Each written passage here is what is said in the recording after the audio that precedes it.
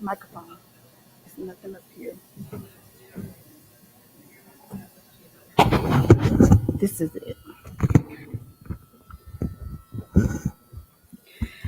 Okay, good morning, everyone. We are finally face to face. Yay! Okay, so when I first took this position, first of all, I'm Kristen Dow. I'm the State Homeless Education Coordinator. When I first took this position 3 years ago, our first training was actually virtually. And I just remember everybody saying, I can't hear, it keeps freezing up. It was with Jan Moore with NCHE. Then last year we ended up doing another virtual session, and that was a little bit better. And then now we have it live stream and face-to-face. So for those of you who are watching us on YouTube, hello, I'm glad you're able to join us also. A lot of you have asked, how will you know that I'm there if I'm watching this, if I'm live streaming it? Tomorrow, I'll be sending out a link to verify that you either did the training face-to-face or virtually live streamed. So just be looking out for that email. And for those of you who signed up in PowerSchool PD, I will actually put that link in PowerSchool PD and email that out to you also. I'm just glad to just have so many liaisons to actually come. I know some liaisons, counselors, other agencies are actually stuck in traffic. There's a traffic, of course, 85 South, 65 South, 65 North, every type of way right now. So we'll just have them to come in. If you get hungry during the training, we have plenty of food out here that was sponsored by McKinneyVento.org. The bathrooms are actually, when you go out these doors right here and you make a left past the water fountains, you'll see the restrooms right there. Anything else, just feel free to ask us questions throughout the training. We'll have one of our regional specialists, Barbara McCoy. Go ahead, raise your hand, Barbara. She'll actually, if you have a question about anything, she'll just come and walk to you, and so you with the microphone, so you can ask the question. If you are live streaming, we actually have our live chat up, and you may ask a question through the live chat, and we will go ahead and answer that also. Again, I'm so glad that you guys are here so you can learn so much more things that you already do in your LEAs to help and assist our homeless students. Our first presenter, I actually had a chance to listen to him at the NACE conference. Great personality. You're going to really enjoy his presentation. I thought it was very important for him to come because we work with so many different community agencies throughout the state. And we cannot do this if we just stay within our LEA. We have to reach out to agencies. I see a lot of times the mistake is that we just try to help have the individuals in our school and we don't have the meetings and we don't reach out to HUD or we don't reach out to United Ways of Alabama and different organizations. But Dr. Joe Savage, when he comes up here, he's going to give you a whole different mind frame of how to work and how to work with different things throughout your community and just statistics, all of that. You're going to be blown away. But just to give you a little bit of background about Dr. Joe Savage, and I hope you don't mind, I got this off the internet. You know, you could Google anything nowadays. Dr. Joe Savage is a recognized leader with over 15 years of experience in the fields of homelessness, social policy, economic development, and human services administration. He is currently employed by the U.S. Interagency Council on Homelessness as a regional coordinator, where he is responsible for policy implementation at the state and local levels for communities located in the Mid-Atlantic and Southeastern United States. His prior work experience encompasses positions in which he was responsible for overseeing transitional and permanent supportive housing programs, homeless program funding, strategic planning, and coalition building. His passion for his work has cultivated years of skills and expertise that have helped bring over $150 million of funding to support housing and services for the homeless and community development projects. Joe's commitment to this work is rooted in his belief in the dignity of human life. He received his master's degrees in social work and urban planning from the University of Pennsylvania and a PhD in urban affairs and public policy from the University of Delaware. Please welcome Dr. Joe Savage.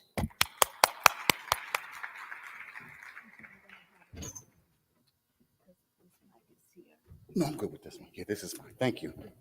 Good morning, everybody. Oh, come on. I know it's 9 o'clock. Good morning. Actually, I can relate to how you feel. I tell people often, I'm up here, I'm in front of you, I'm physically here, but mentally, I usually don't wake up until about 11 o'clock. So we'll get through this presentation, and I just realized I can't see my slides. So I will have to kind of stand this way, or I tell you what, let me do something else. One minute.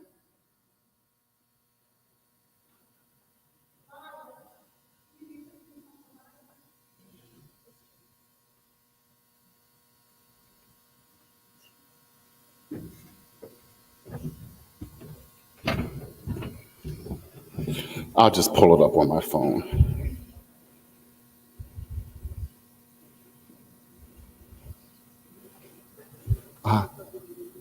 Okay, and I'll come down on the floor. Yeah, that'll work. Testing. Okay, thank you. All right, how do I sound? Okay, great. So this way I can see my slides. Excuse me if you see my back over here. Maybe I'll try to rotate so that everybody gets to see my face this morning. But good morning. As introduced, my name is Joe Savage. I am a regional coordinator with the United States Interagency Council on Homelessness. How many people here are familiar with USICH? It's fine if you don't put your hand up. Okay, great. So what I'll do is I'll start out by introducing and letting you know who we are.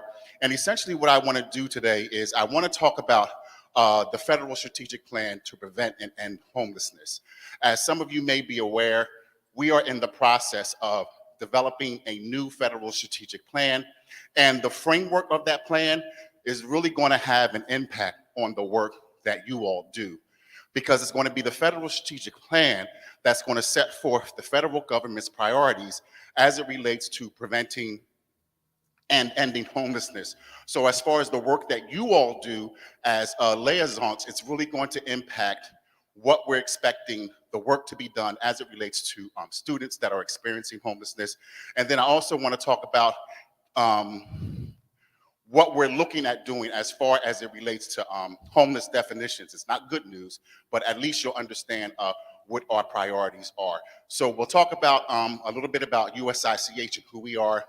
Then I'll talk about the federal strategic plan, and that way you'll have an understanding of the federal priorities and the frameworks in which we are doing the work at the federal level that's going to impact what you all do at the local level. I'm pressing the green button. Oh, there we go. All right, so this is my contact information. Please take down my email address. I can be reached easier via email. If you have any questions about federal priorities or the work that you are doing, and maybe it's something in regards to McKinney-Vento, you're trying to get in contact with someone at the federal level, I can serve as that link for you. My region covers the mid-Atlantic and southeastern states, so everything from Pennsylvania down to Florida, over to Kentucky, Tennessee, Alabama, and also Mississippi. And so let me tell you a little bit about who we are.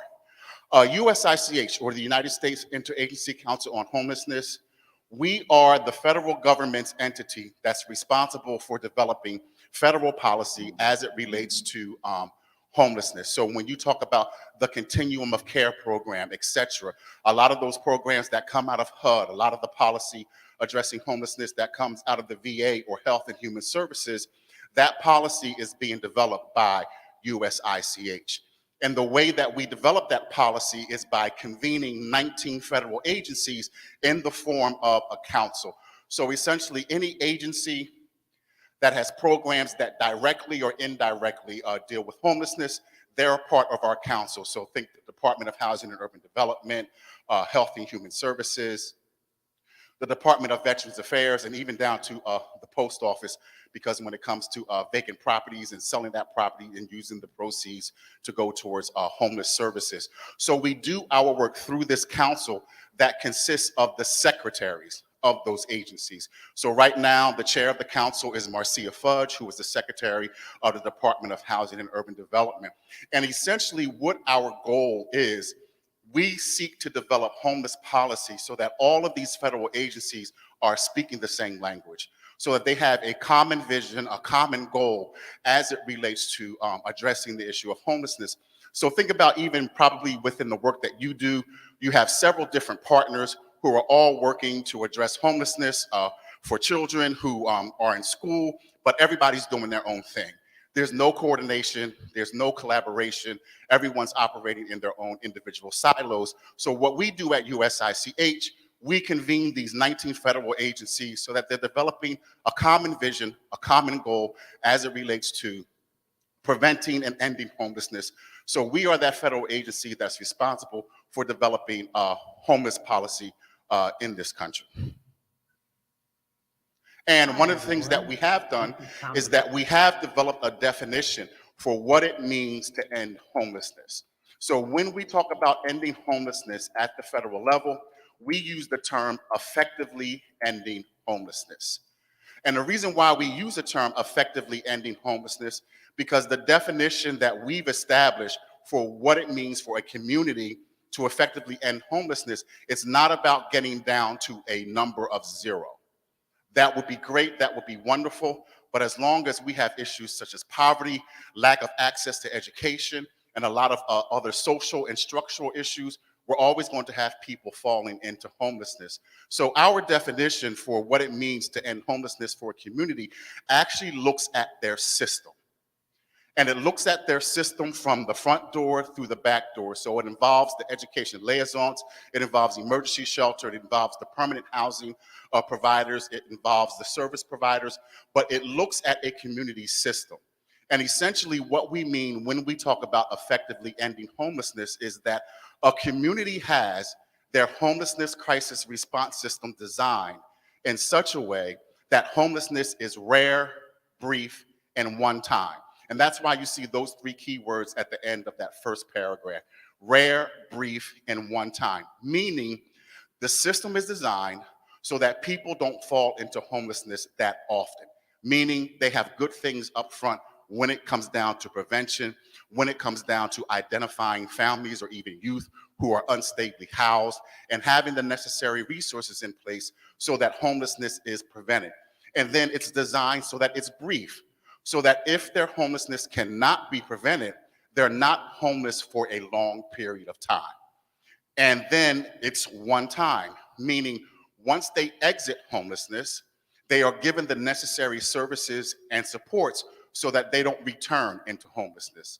So at the federal level, we do have a definition for what it means to end homelessness, and it's the term effectively ending homelessness. And as I mentioned, it's about how the community system is designed, how everyone's working together and the services that they are providing so that homelessness is rare, it's brief, and it's a one-time experience. So if we have that definition, then what do we mean by rare, brief, and one time? How can a community know that they have this system in place?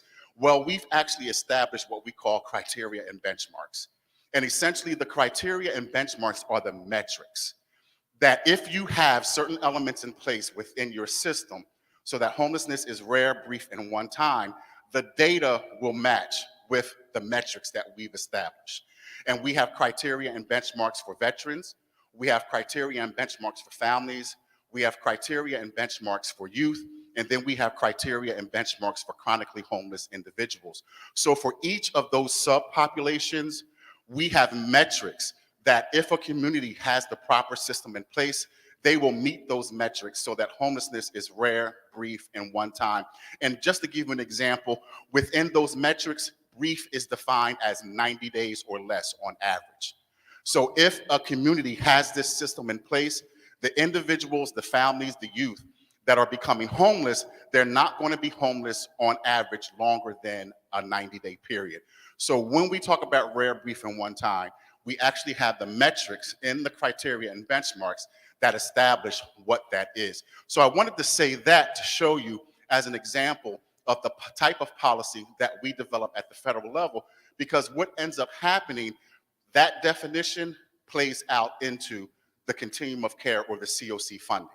So when COCs come in for funding, and I don't know if you've ever seen a COC application, they have to answer a whole lot of questions about their system. They have to answer questions. Do they have this approach within their system? Is this particular population a priority in their system?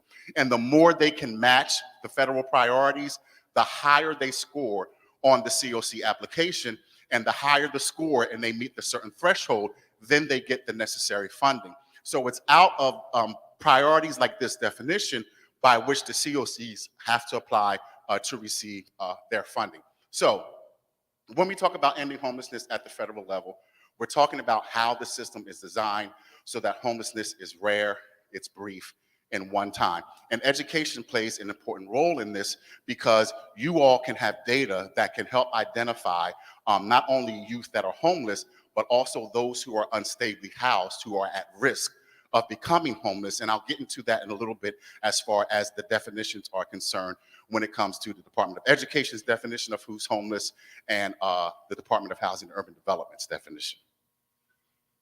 So just looking at some of our progress, the first federal strategic plan was released in 2010. So this data here is based off of point-in-time count data from 2010 with the first federal strategic plan to 2020. And the 2021 numbers were just released, so we're in the process of updating all of these numbers. So as you can see, overall homelessness down by 9%. Chronic homelessness went up just a tick, 4%, and that's primarily due to large cities on the West Coast, such as Los Angeles, and really dealing with areas where the cost of housing is skyrocketing, where it's unaffordable, basically. And then family homelessness down by 29%. Look at that number for veteran homelessness. Over that 10-year period, veteran homelessness was reduced by 50%. And for unsheltered veterans, that number is down 56%. Anyone want to know why that number is so huge? It's not a complicated answer. It's something that Congress did. Vouchers, who said that? Vouchers. Congress gave the resources for veterans. They put up the money for veterans through what's called the HUD-VASH program, which is a housing choice voucher program for veterans, and then the supportive services for veterans and their family program, which is like a rental assistance type of program.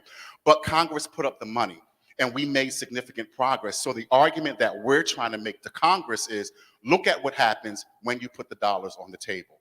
That same progress that we made with veterans, we can do with families, and we can also do with youth.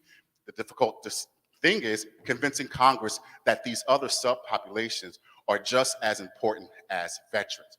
But that just shows you the progress that can be made when Congress puts those resources on the table. And then youth homelessness being down by 11%. And the asterisk that's right there, we started counting youth homelessness, our baseline, with 2017. As many of you can imagine, counting homeless youth is very difficult because they tend to be invisible. There could be a youth that is homeless at the mall with a backpack, and you just think they're at the mall just enjoying themselves, but that's where they're spending their time. So a lot of communities had difficulty coming up with an effective way to count homeless youth. So in 2017, we issued a lot of guidance to communities to help them better capture homeless youth, and the biggest thing there was involving youth who are homeless, because they know where other youth are and how to identify them. So we did that in 2017. So we used 2017 as the base year for youth homelessness, but for the other populations, it's 2010. So that's our progress so far. So under the current Biden-Harris administration, this slide just shows you what the homeless priorities are under the current administration. And there's housing first and housing as a right. And I'm going to get into more of this later. Racial equity in terms of addressing the racial disparities that we see within homelessness. We know that persons of color are overrepresented within the homelessness system, and we know the contributing factors to that have to do with discrimination, structural racism, institutional policies that intentionally left persons of color out of the housing market, out of the rental market. So racial equity is a priority. Economic mobility, in other words, we don't want people to have to rely on a subsidy for the rest of their life. In other words, we want people to get to a point where they are economically stable so that they can move on and be able to afford to pay their own rent or become a homeowner and afford their own mortgage. So economic mobility. And then also a priority is climate change and how that impacts homelessness in terms of displacement as it relates to natural disasters. So if these are the priorities of the current administration, this is going to guide, this is going to play out in the policy as it relates to homelessness, and that's going to impact the work that you all do when it comes down to the education of homeless children and youth. All right, so I mentioned earlier that we are in the process of developing a new federal strategic plan. As you can imagine, when there's a change in administration, every administration has the opportunity to say, we want a new federal strategic plan. And so we had a federal strategic plan under the previous administration. The Biden-Harris administration comes in and we want a new federal strategic plan. So we are in the process of developing that plan. And as I mentioned, I'm going to give you a high-level overview of the basic framework of that plan so that you have an understanding of our federal priorities, because that's going to come down and that's going to impact the work that you all do. So when we talk about a federal strategic plan, what is it? Most of you know what a strategic plan is, what its goal is, what it attempts to accomplish. And what we're really talking about is a plan that will give communities, give states, give local governments, give service providers really a roadmap or guide as far as what we mean when we talk about federal priorities and what a system and what a community should look like when they're attempting to prevent and end homelessness for all subpopulations. And so what we did, and this is what was referred to earlier at the NACE conference when I came down, we were in the process of still doing listening sessions. So when we develop a federal strategic plan, it isn't something that we sit down and that we develop at the federal agency, but we conduct listening sessions. We did over 120 listening sessions across the country. Most of those listening sessions involved persons with lived experience, persons who were currently homeless, and then a lot of those listening sessions involved providers. So when I was at the NACE conference, I actually did a listening session there. And so we used those listening sessions to hear from you all in terms of what should be in a federal strategic plan that is going to address preventing and ending homelessness. So we did the listening sessions, and then of course we also want to make sure that we're developing a plan that is also building upon what we know works, what most people would refer to as evidence-based or best practices. But of course, with this being a federal strategic plan, homelessness and how that system looks in a rural area is going to be very different from an urban area, which is going to be very different from a suburban area. So we're really looking to develop a federal strategic plan that gives that overall framework, but local communities can adjust the strategies to fit their data and what homelessness looks like in their community. So these were some of the things that we heard. These were just some of the broad things when we did our qualitative analysis of the data that we collected from the listening sessions. Of course, the lack of affordable housing. I'll just hit some of the main things that we heard about. That second to last bullet point, the impact of systemic racism, discrimination, and caseworker bias. And caseworker bias is very interesting. And what that means is communities, when people come into their coordinated entry system, when they're coming into the homeless system, they go through coordinated entry and they do an assessment. And most communities are using this assessment that's some form of what's called the VI SPDAT. And when they were doing the assessment, they were finding out that when it came down to actually connecting people to permanent housing resources, that even though persons of color were the majority representation in their homelessness system, it was their white counterparts who were giving access to the housing because they were scoring higher in terms of vulnerability on the VI SPDAT. So after some qualitative and some quantitative research, they found that a lot of that had to do with implicit bias within the caseworkers themselves who were doing the actual assessment. So that's where that came from, caseworker bias. So those were just some of the things that we heard, some of those broad things that we found when we did those listening sessions. So now I'm going to talk about the guiding principles. And this is what I mean by the federal priorities as it relates to preventing and ending homelessness that's going to be reflected in the federal strategic plan. So the first guiding principle is housing is a human right. In other words, housing isn't something that you deserve. Housing isn't something that you earn, but it is a human right. Believe it or not, in a lot of communities, the perception is still there that if you're homeless, and let's say you have a co-occurring disorder, you have a mental health issue and a substance abuse issue, you have to get your issues under control first. And then once you get your issues under control, then you deserve to be housed. Housing is a human right. It's something that we all have a right to have. Next guiding principle, addressing systemic racism. These two bar charts, as you can see, the homeless population, look at how much persons of color are represented within the overall homeless population, but then look at the representation within the general US population. So we know, according to the data, that persons of color are overrepresented within the homelessness system. So one of the guiding principles is really going to be addressing systemic racism. If you've heard of such things as redlining or even exclusionary zoning, these were actual practices that were in place that kept persons of color out of the housing market. And we even have research, and they were actually still doing that research when I was a grad student at Penn, research that shows that persons of color are even discriminated within the rental housing market as well as the job market. And so addressing systemic racism is another guiding principle of the federal strategic plan.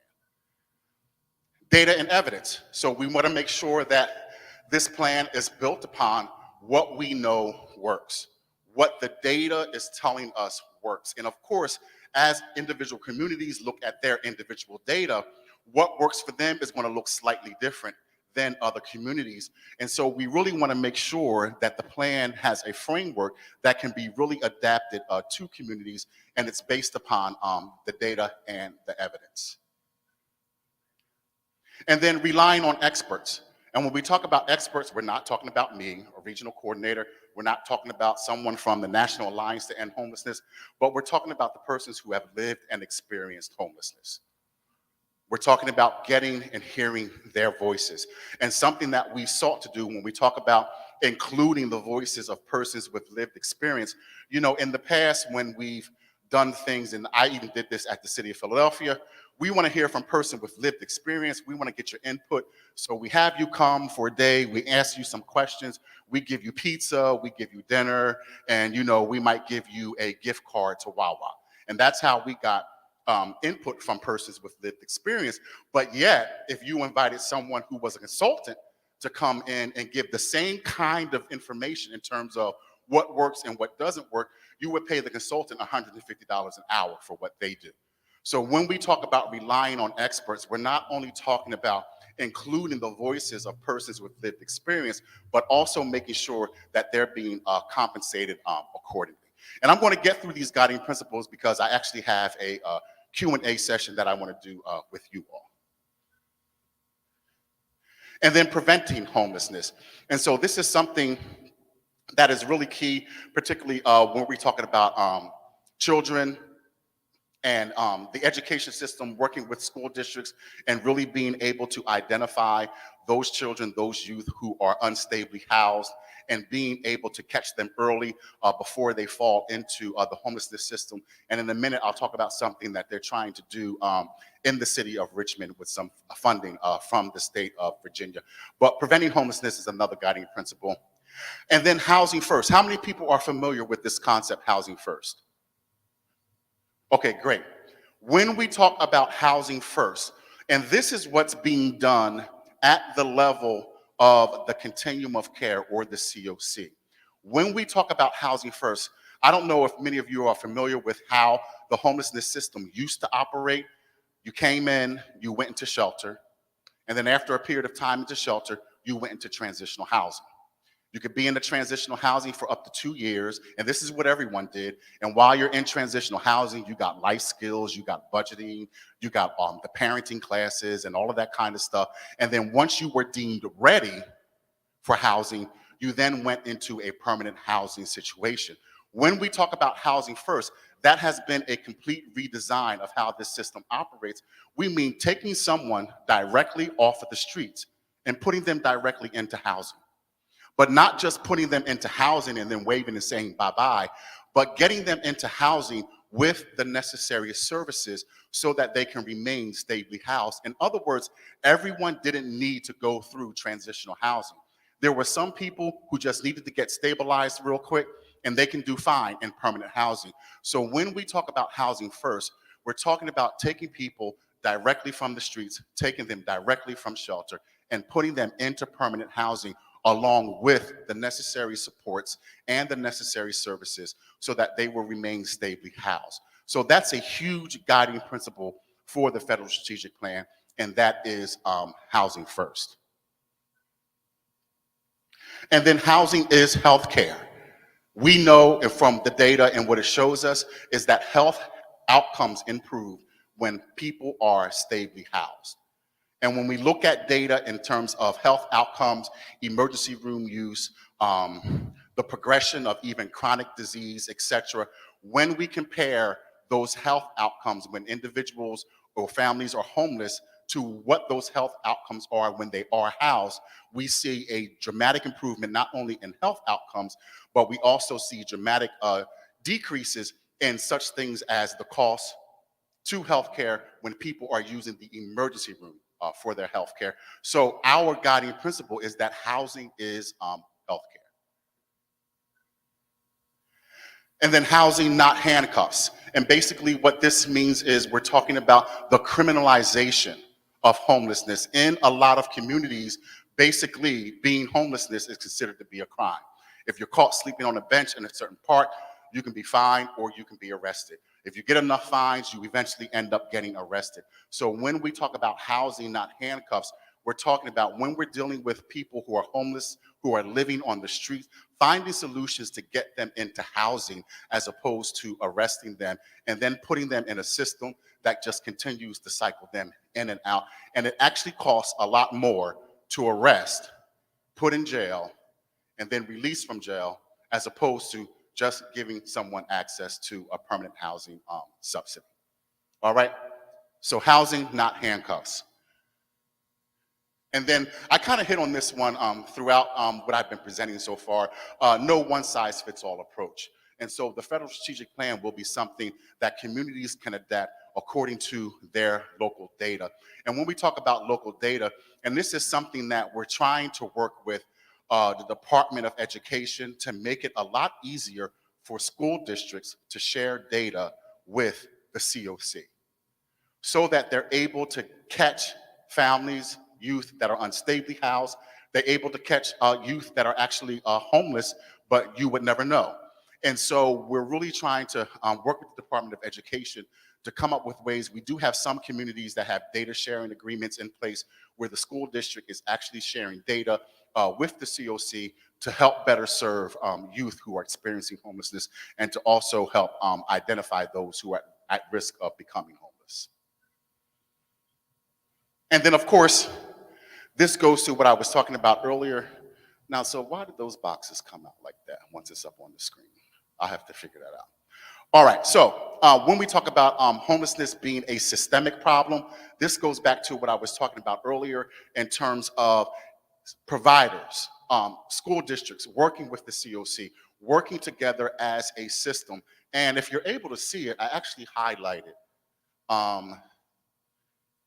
education in that first box, housing instability in the second box, and then shelter in the final box on the end. And the reason why I did that is because I wanted to highlight the places where a partnership with the local school district is very important. My first job when I first started working in the field of homelessness was actually working with the homeless liaison for the city of Philadelphia and making sure that the city of Philadelphia was coordinating well with the local continuum of care when it came down to providing services to homeless children in school. And so the reason why I highlighted housing instability, and I mentioned this earlier, the state of Virginia is trying to do something unique with the city of Richmond. And basically, they've given the city of Richmond a grant to do some data analysis to try to use school attendance as a predictor of homelessness or housing instability. And basically looking at a student's attendance record, because typically when a student is unstably housed, a family is unstably housed, they tend to bounce from place to place. And in bouncing from place to place, of course, the address changes multiple times. That can also lead into absences. So they want to see if they can take attendance and match it with COC data in terms of those students that are homeless or those students who end up becoming homeless, and see if there's a correlation between attendance and whether or not that can be used as a predictor for homelessness. So they're in the process of trying to get that off the ground, up and running. But that's just an example of how school district data can really play a key role in a local system when they're trying to determine who's unstably housed and who's homeless within the school system. All right, so in terms of what to expect, as I mentioned, we did the listening sessions summer and fall of 2021. We started the data analysis in November, and we are in the process of actually drafting the plan. So hopefully, what's the date on there? Summer 2022? That's when we hope to release the federal strategic plan. And the reason why I'm laughing is because this is government. So when government sets a date, usually it's not going to be that actual date, and hopefully it won't be summer 2023, but it will be probably late summer, early fall 2022. But the reason why I want you to have this information, because once the federal strategic plan is released, and communities, particularly COCs, begin to understand what the federal priorities are, that's when it's going to impact the work that service providers do across the board, from those who provide housing services to the work that you all do working with homeless children and youth that are in school. And so when that plan is released, it will actually be on our website. Take down our website address. We actually have a lot of resources on our website that pertain to homelessness and education, and particularly the work that you all do. As a matter of fact, there is a webinar on our website. As many of you know, as a result of COVID, a lot of emergency rental assistance dollars came from the federal government down to local communities, and we actually did a webinar on creating and strengthening emergency rental assistance and the partnerships that are necessary with K through 12 partners. And so that webinar is very useful. We are currently in the process of developing some documents around equity for LGBTQ homeless youth that are still in school, because they make up a large percentage of the homeless youth population. And then, how many of you are familiar with the fact that, as you would have it, at the federal level, we have two different definitions of homelessness? So HUD has its definition of homeless, which essentially consists of those who are literally homeless. They're on the street, they're in emergency shelter, or they're in transitional housing.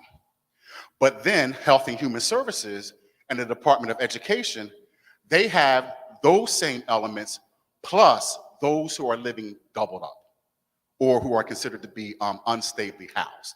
And so a lot of the struggle that communities experience, number one, which definition of homelessness does this family, does this youth qualify for, because that impacts the services. So for years, we have been hearing from education liaisons, we have been hearing from homeless providers, you all need to come up with one definition, because having these two separate definitions makes it difficult because it's hard to determine what services they qualify for. Well, the news that I have for you all today is we are not going to change any department's definition of homelessness, but instead we're trying to work with each department's definition of homelessness. And in doing that, we're actually developing a homeless definitions resource guide, which is essentially going to be a guide that has all of those definitions for what it means to be homeless and matching with the services.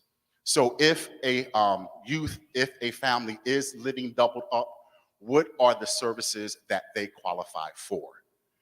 Or if they're literally homeless in shelter, then what are those services? So we're in the process of developing a resource guide that's going to help communities understand what they qualify for according to the definition that they fall under.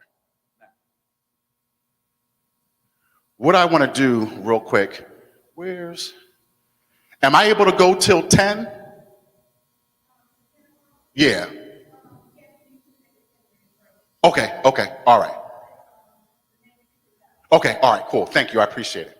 So, what I want to do is I want to go through some of these questions because I want to get some feedback. I want to hear back from you. And for those of you who are watching this virtually, what you can do is in the chat box, I want you to put like Q1 or Q2.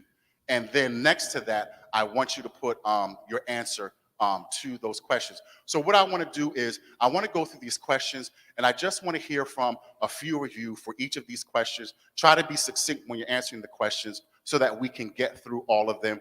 And that way I can have an understanding of what you all's challenges are. That way we can better develop federal policy priorities so that it can enhance the work that you all do. So question number one, what strategies are working as you support the educational rights and service needs of students experiencing homelessness? Again, what strategies are working as you support the educational rights and service needs of students experiencing homelessness? And I'll come to you if you put your hand up. I need to burn some calories anyway. Just shirt kind of tight. Anyone? All right.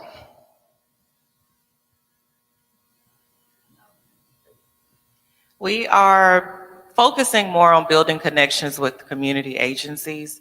A lot of the agencies that are put in place to specifically help our homeless families don't have the funding. So we are having to just reach out to different businesses that may have nonprofits attached to them, as well as different churches and just any different agency or people that want to donate, as many of them as possible. So getting creative with finding alternative resources. Anyone else? What's working in the work that you do to serve homeless youth? Does that mean it's not working?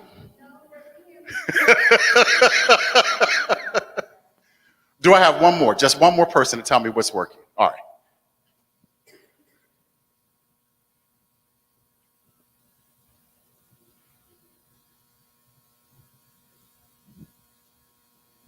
I think the identification process and the education and awareness throughout the community and the school system at all levels is getting better, so that hopefully that our families and our unaccompanied youth are feeling more comfortable with coming forward and letting us know what's going on. And then I'll echo what my colleague said about reaching out and being a part of your United Way organization and or 211, so that you can maximize any partnerships that may fall outside the governmental structure. So increasing awareness so that families are more comfortable with identifying and coming forward and expressing the fact that they need services or that they need help. What I'm going to do is I want to focus on question number 2, and then I'll be finished so that you all can get to your break. But what barriers and challenges are you facing as you carry out your work that the federal government can help to resolve? What are some of the barriers and challenges that you are facing as you seek to carry out your work? Okay, I'll go here first and then I'll come over there.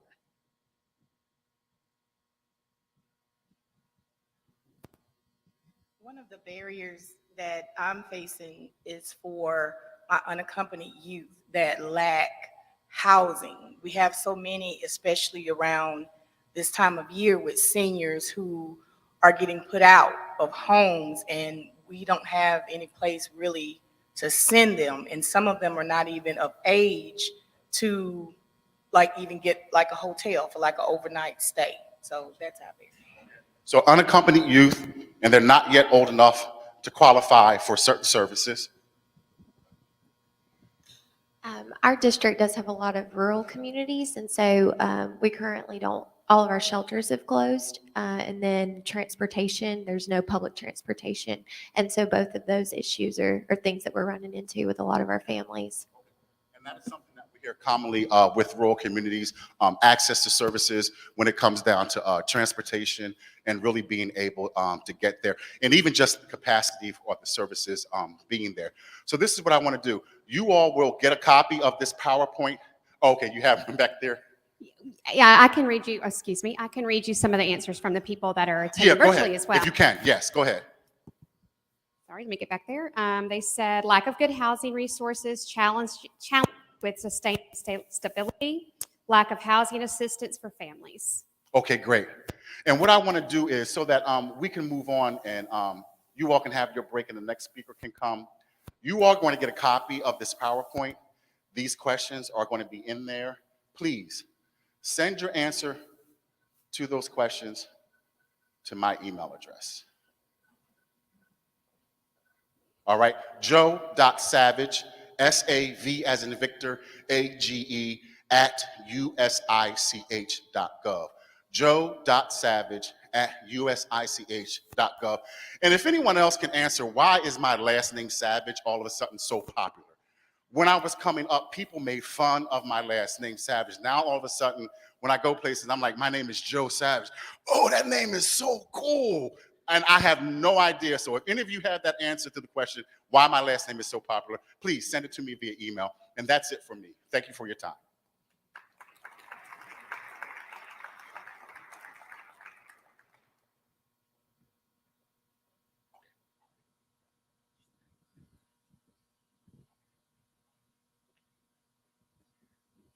Okay, thank you, Dr. Savage.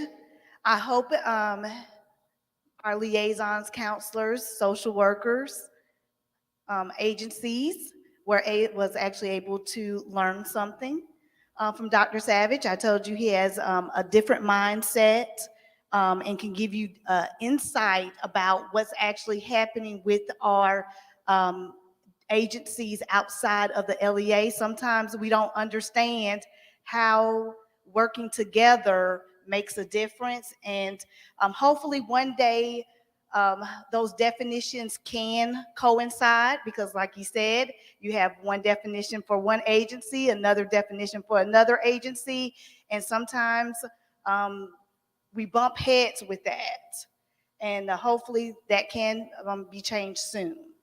What we're going to do, we're going to go ahead and take a 10-minute break, and then we'll have Dr. Morton to come. Unfortunately, he had COVID. Him and his son, he was supposed to be coming from New York. And so yesterday at the last minute, we had to change him to Zoom. You can only imagine, I was dropped off my last child at school, and all of a sudden I got an email. And I said, oh, here we go. Can't have everything smooth. So we worked it out with the production, and we're going to have him for Zoom. So go ahead, take a 10-minute break, and then we'll see you back at 10:03.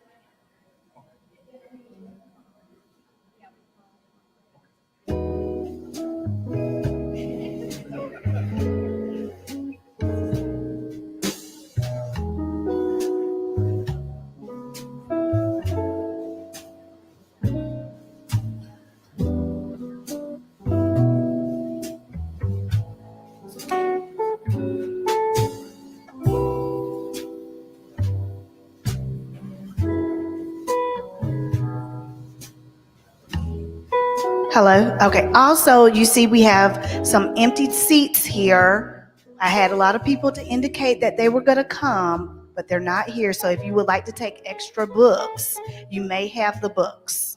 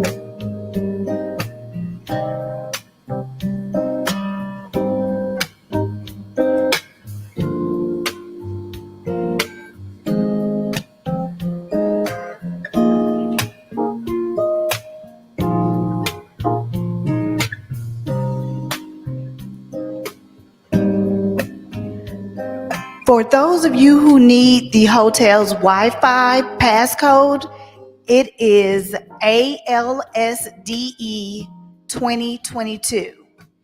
ALSDE 2022.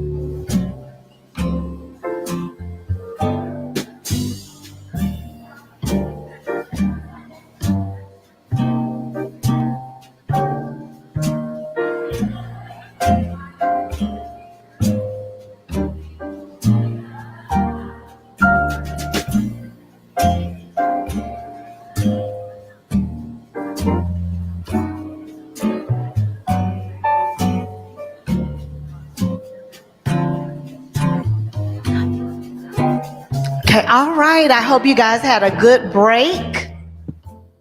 We're going to go ahead and get back started. Again, for those of you who did not hear, we do have some books at some of our seats. If you would like to take those for those individuals in your LEA, you may. We actually have some more books in the back that I could give out to you that you can have. For those of you who are live streaming and you would like a book, we will have probably some extras at either Mega Conference or the Fall Conference for those of you who would like a one of those homeless books that has some guidelines on there. It's kind of my resource, and I made sure to order it for our liaisons, counselors, and our social workers, so we have enough. Of course, our next speaker is Dr. Morton. Like I told you, he was coming from New York. Unfortunately, he has COVID, so my hopes is that he's able to get through this with no problems. I also heard him speak at the NACE conference, and I must say, just to listen to his story, and I hope he shares his story with us, and what he has overcome will be helpful and useful. A lot of times we need to hear for those individuals who went through the process of being homeless and has that actually overcome it. And I think that listening to his story and his perseverance will basically have those individuals who have not experienced homelessness have you to understand some of his things that he has overcome.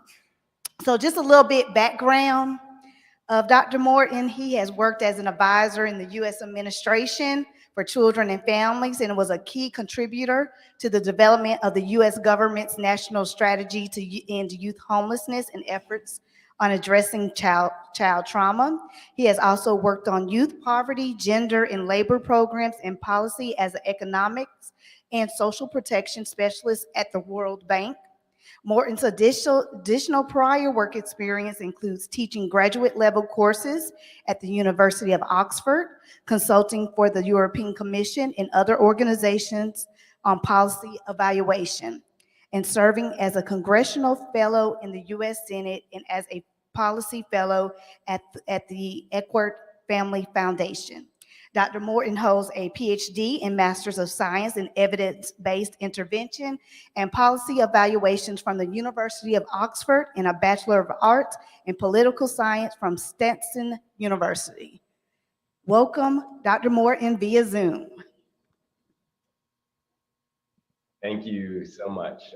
Thank you, Kristen. I really appreciate it and really appreciate your leadership in general. It's been such a pleasure to work from you and learn from you.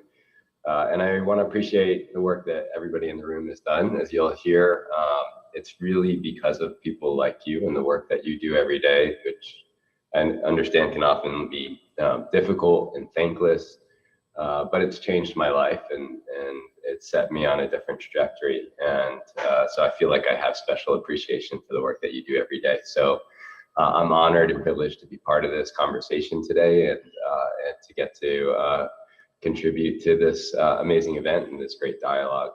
I apologize I couldn't be with you in person. I was all set to come. I managed to make it this far without COVID and started to feel like I was a robot living in New York City and not having contracted it. But here we are. I got it. My whole family, my 5-year-old and my wife, we all got it right at the same time. So I'm sorry for the bad timing of that. Fortunately, feeling fine. But really glad that we can make it work to join you in any event. I'm gonna take just a moment to try to share my screen. Kristen, it's saying the host disabled participant screen sharing, so I just might need you to hit a setting.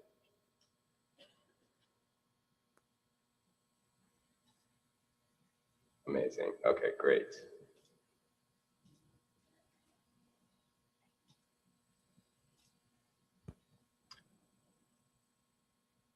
Does this look okay on your end?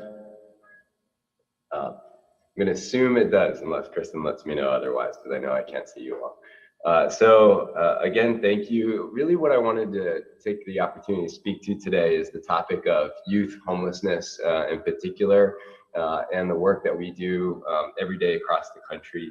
I think that this is really just such an important topic. And it's not that any one form of homelessness is any more important than the other, or that certain subpopulations don't require certain attention. But the reason that youth and young adult homelessness is particularly important is because it's such a critical developmental stage, and it really comes at a time where you in particular in school systems can play such a critical role in preventing and ending youth homelessness overall, and preventing people's pathways into homelessness. Now, I know a lot of us tend to think about the first 1,000 days. This is my little person, his name is Caden. And yes, it's a shameless ploy to butter you up a little bit. But also, it's to reinforce that, I've been going through this first 1,000 days not long ago, and I get it. I think most of us have come to understand and internalize just how transformative those first years in a child's life can be. They really are incredibly important. There's massive brain transformation that's happening. And I could see it on a day-to-day. My child went from saying no to no way by the time he was about 1.5 years old. He called me selfish because I wouldn't let him eat my Adam's apple. And he told me I wasn't a real doctor. If only PhDs came with a lab coat, that would show him. And so I get it. I get that there's this transformation that's happening, and it's incredibly important, and it really plays into young people's development long term. And I think probably most of you have come to appreciate that as well. What tends to get less attention is the critical development that also happens at this stage in youth and young adulthood, from ages about 12, 13 up to age 25. And this stage is equally as important, but tends to get less attention. And this population, as you might understand, is a little less cute and cuddly. And so also it doesn't tend to get the same traction. in the public policy front as younger children do. But this stage is critical for several reasons that I think play into the work that all of us do every day. First, it is, again, a critical time for brain development. This is a time where it's not necessarily that we see the greatest expansion in brain mass. What we tend to see is a lot more deepening of brain grooves and a lot more pushing on the social, emotional, cognitive development of the brain. And the experiences that young people have during this time shape their ability to function and how they function in the world and socially for the rest of their lives, and plays a very important role at this period. Second, homelessness during this stage is especially hidden and transient. Think couch surfing, think doubling up. We tend to have these stereotypes of what homelessness looks like. We tend to think of people on park benches or living on the streets or in encampments. We tend to think of people panhandling on the streets. For the vast majority of youth and young adults, that's not what homelessness looks like. And that makes it all the harder to identify. But it can also put young people very much at risk when they're staying and sleeping in places that are unsafe and subject them to potential exploitation, trafficking, and simple but powerful levels of instability that disrupt their development when young people should be focusing on their education, their career, their goals, and their personal development and their relationships. And homelessness and housing instability, while especially hidden during this period, disrupts all of those healthy, critical processes that adolescents and young people should be having. Third, more and more research is showing that the single greatest pathway into adult homelessness is not eviction. It's not domestic violence, it's not substance use, but it's actually youth homelessness to adult homelessness pathways. That's the single most common pathway into adult and chronic homelessness. So if we care about stopping the overall homelessness crisis in our country, we have to start younger. We have to intervene earlier. And then fourth and finally, and this is where you all come in such a powerful way, is understanding the different policy and programmatic levers that exist for addressing youth and young adult and student homelessness. Think schools as a critical institution that reaches all young people, virtually all young people, and provides an opportunity to connect young people to supports. Think child welfare and foster care, think juvenile justice, think after school programs, for development. These are all entry points for preventing and addressing youth and young adult homelessness that don't exist in the same way for other forms of homelessness. And well, before we go to the next slide, I just want to say, this all has some particular personal significance to me. And I think Kristen kind of alluded to this. I consider myself a lucky young person. I was unlucky at first. I lost both my parents at a young age. My mother was killed in an airplane accident. My father later died from health issues that were related to long-term alcoholism. I grew up in a home primarily taking care of my little sisters. My father, with his substance use and severe mental health issues, was not in a great place to be able to take care of us. He had reconnected with a woman who also died when I was young, and that woman had serious cocaine addiction. And I was angry. I ran away from home. I grew up in a small town in Florida. And I remember I would run off to the church near our house because behind the church, there was a field full of big oak trees. And it just felt like a safe space for me where I could find a haven and rest and peace at times when things felt very chaotic at home. I slept and ran away at friends' houses, and their parents would take me in from time to time when I needed a place to stay. But I kept coming home because I knew that if I didn't, nobody would be there to pick my baby sister up off the floor while her mom was high and her father was away. And if I didn't do that, nobody else would be there for her and my other little sister. So I kept coming home, but I was getting angrier, more and more upset at the world, at the situation. I was getting into trouble from the age of 11, 12 years old. and doing a lot of things that just weren't healthy for an 11, 12-year-old to be doing at that time. At the same time, I got lucky. When I was 15 years old, a high school English teacher spotted potential in me when I didn't see it in myself. She noticed that as an introvert, she realized things were probably going on in my life that were difficult. She never asked about them explicitly at first, but she noticed that I was connecting to literature, and that's how I also found some sense of positive connection to characters, to reading, and to writing. And so I would get into writing and reading, and she thought, even though my grades weren't that good, maybe I wasn't being challenged enough. So she advocated for other teachers to take me into more honors and eventually AP classes. She also happened to be part of a local initiative to do something positive in the community at the time with that was led by young people. Young people all over the country were part of this Millennium Campaign celebration. And young people were painting murals or planting trees. But in the case of my community in Florida, young people decided that they needed something more, that young people didn't have positive things to do. And for youth who were struggling, there really wasn't any real reprieve. And so they decided they wanted a youth teen center, a drop-in center. And these were all young people, by the way, who were not student government presidents. They were not leaders in their class. These were young people from the community who wanted to do something positive and happened to have a few adult partners like my English teacher volunteering with them. And so my teacher quickly realized that they were, the adults were getting in for more than they realized, but this group of young people decided they wanted to do everything from painting the walls to hiring and firing adult staff. Now, you want to see a nervous adult, put them in front of a panel full of 15, 16-year-olds, interviewers, pen in hand. They got kind of anxious, but the adults that made it through that process, we knew were committed to authentic partnership with young people.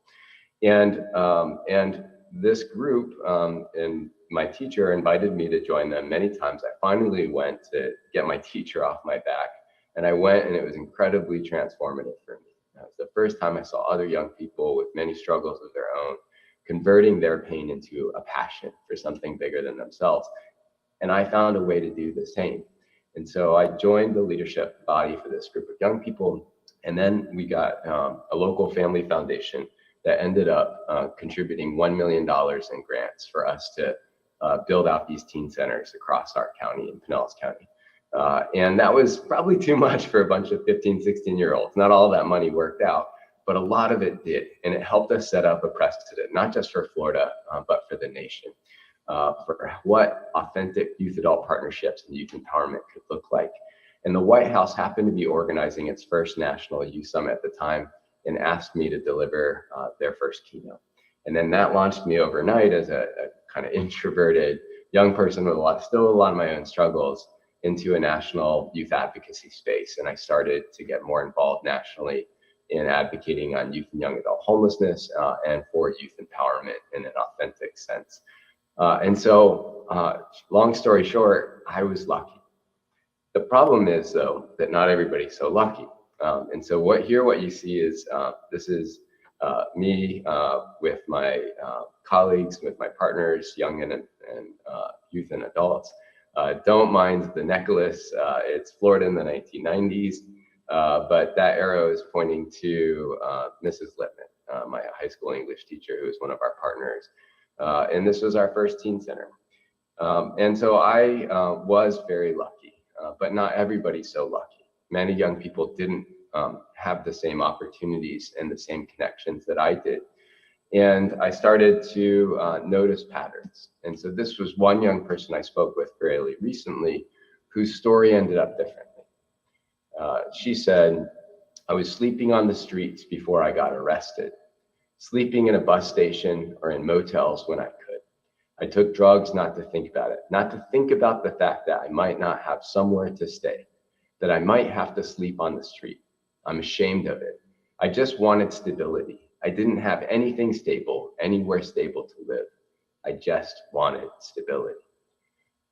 This happens to have been from my little sister really recently. And so you see, even within the same household, two young people's trajectories can be so different. My little sister came out as gay at a young age. She also experienced a lot more trauma and abuse, and that trauma accumulated, and that adversity accumulated into far greater barriers. And she wasn't lucky to have the same supports come in at just the right time. And it made me angry as I looked around and saw that there was such a thing as lucky and unlucky young people. And I wanted to fix that. And I realized that the more I looked around too, that these young people who were unlucky were more likely to be youth of color, they were more likely to be LGBTQ identifying, they were more likely to have other adversities that layered on to the kinds of traumas that I had and compounded their risk for homelessness. And I felt like that was a call for better data and research. So I got into research because I believe in the power of research and data to make the invisible visible, so that we could shed light on our blind spots. And the more I looked around, the more I realized that youth experiencing homelessness, students experiencing homelessness and housing instability, they represented among the most invisible populations in our country. And we were missing critical opportunities to intervene earlier. So eventually I came to Chapin Hall and had the opportunity to work with an amazing group to lead a national initiative called Voices of Youth Count. And Voices of Youth Count is the most comprehensive national research initiative that's ever been done on youth and young adult homelessness in the United States. When I used to be in the federal government, we couldn't even answer basic questions about how many youth experience homelessness and what were their experiences like and what services and supports were working for them and what wasn't.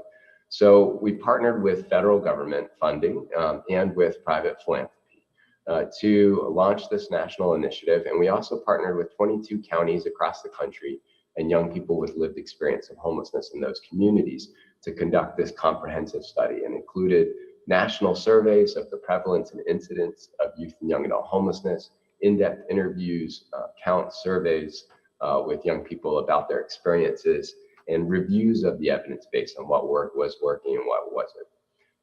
All of the materials that we produced, we created in user-friendly, kind of bite-sized research to impact briefs. Some of these are listed here. They're on everything from rural youth homelessness to education and homelessness to foster care, LGBTQ issues, and racial equity. And we also compiled summaries of different types of interventions, such as family strengthening programs, career and education programs, and housing programs. And so everything that we documented, we put in the public domain. It's all available to you. I really encourage you to use it, make fun of it, whatever it takes, but start a conversation with data, because we found that this research has really helped many communities across the country to start a conversation with their partners, with their funders, and with their young people about where to get started on preventing and ending youth and student homelessness. So I'm going to give you a little bit of a snapshot, though, at a high level of what we've learned from these last several years of conducting this national research in partnership with communities. First, to the point that I made earlier, youth homelessness is far broader and more hidden challenge than previously recognized with systems data, or just by waiting to see which young people showed up and raised their hand for help. Turns out youth homelessness is far more common than previously understood. 1 in 30 young adolescents ages 13 to 17 reported some form of homelessness when we asked them directly over the last 12 months. With young adults, the rates are even higher. 1 in 10 young adults ages 18 to 25 experienced some form of homelessness within a year. About half of those were couch surfing without safe and stable place to stay, underscoring how hidden this challenge is, particularly for young people. And there was a lot of fluidity. The vast majority, over 90% of young people who experienced homelessness inside of a homelessness shelter or on the streets also experienced couch surfing without a safe and stable place to stay, or doubling up. So there's a lot of fluidity between these types of homelessness arrangements. And it's not so easy to just box or label a young person as a sheltered homeless young person, or a street homeless, or a couch surfer. There tends to be a lot of movement in between.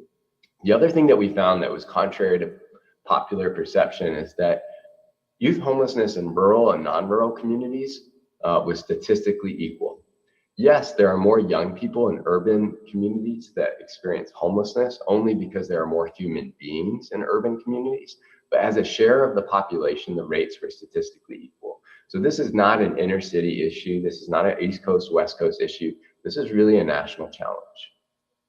However, just because youth homelessness is just as common in rural communities doesn't mean it looks the same or requires the same strategies. So one of the things that we did was survey young people on a given night experiencing homelessness across 22 community partners. Across those 22 counties, we broke down the counties by larger, more urban counties compared to smaller, more rural counties. And what we found was that young people who were experiencing homelessness on a given night in rural counties were about half as likely to be staying in shelters.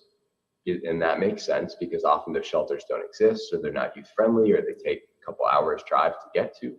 And they were about twice as likely to be staying with others without a safe and stable place to stay.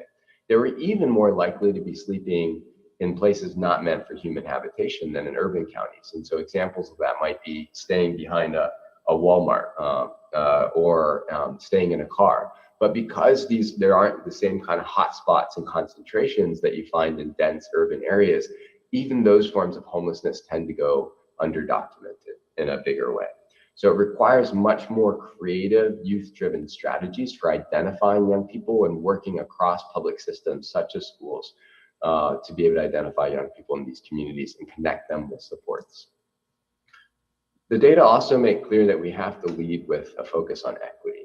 And that's not something that we did when I was 15, 16, 17 years old. The movement really wasn't there. It didn't understand and appreciate the extent of the disparities and the intersectional issues related to homelessness. And so we've missed big opportunities to address them more concertedly.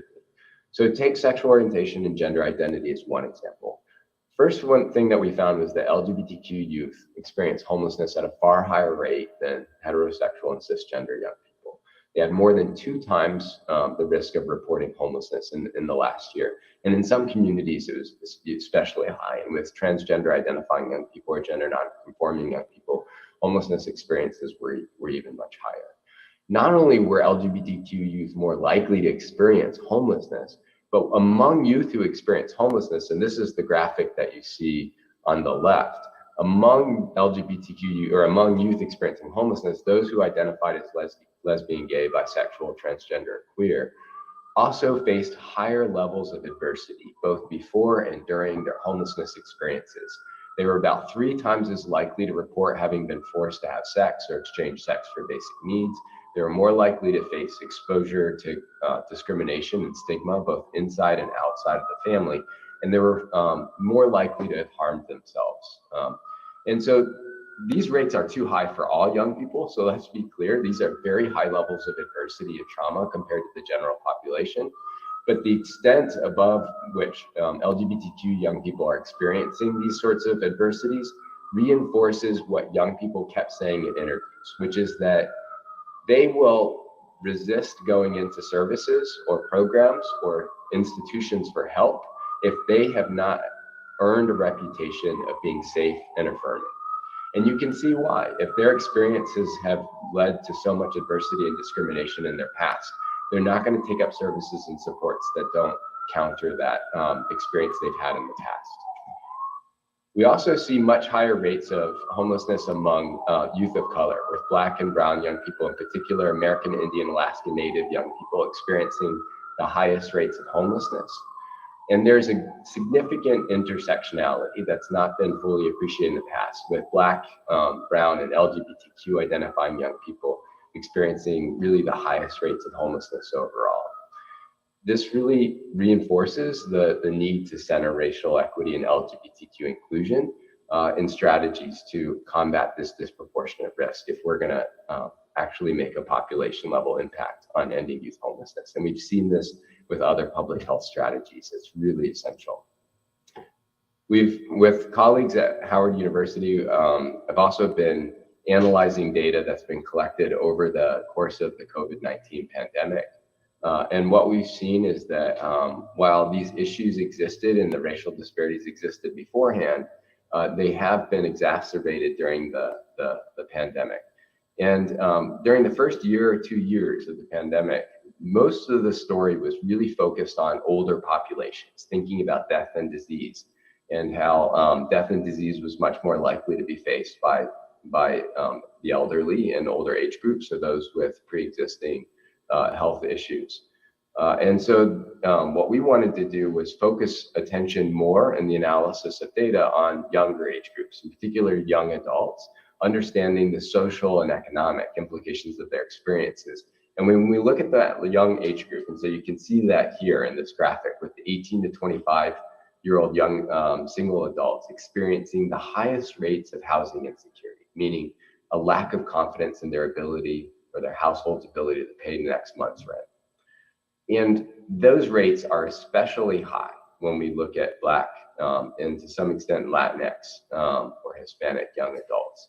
And when we look at the white non-Hispanic population, the rates of housing insecurity are pretty even across age groups. But when we look at Black young adults, housing insecurity is off the charts. More than half of young people experiencing significant housing insecurity. So what we have here is a recipe for widening racial disparities in homelessness and housing insecurity, and widening housing-related trauma and instability among young people, in particular youth of color, if we don't act seriously and quickly. The other thing that we see over the pandemic is a growing trend that was going on even before the pandemic, and that is that across racial and ethnic groups, young adults are experiencing unprecedented mental health problems.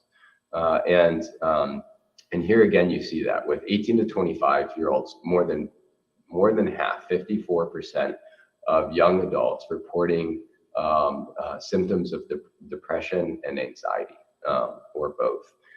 And these symptoms have really escalated and are a combination of issues, both related to the pandemic and not, and really reinforce the need for integrating mental health supports and services in combination with the work that we're doing to make sure that young people have access to their basic needs in housing.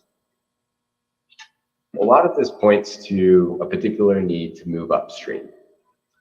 Historically, this has been our approach to homelessness. Now, if I were in the room with you today, and maybe we'll still do that, I would ask you to raise your hand if you have heard the term triage used in the context of your work, or if you've heard the term triage used in housing.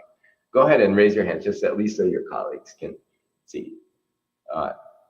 Usually when I ask that question, what I hear is that the vast majority of people who work in homelessness and housing issues hear the word triage used very consistently.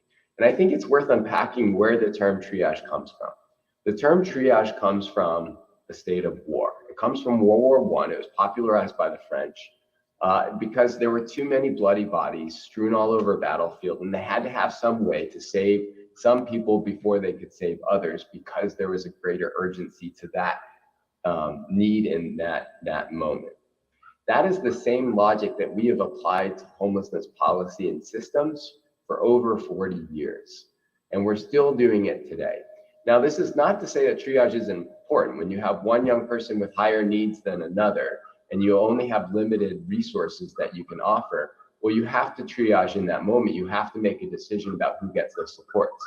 But what I think is worth challenging is the fact that we have not, that we continue to be at war with homelessness in the first place, that we have not gone more upstream to prevent this crisis from perpetuating every single day in the work that we do.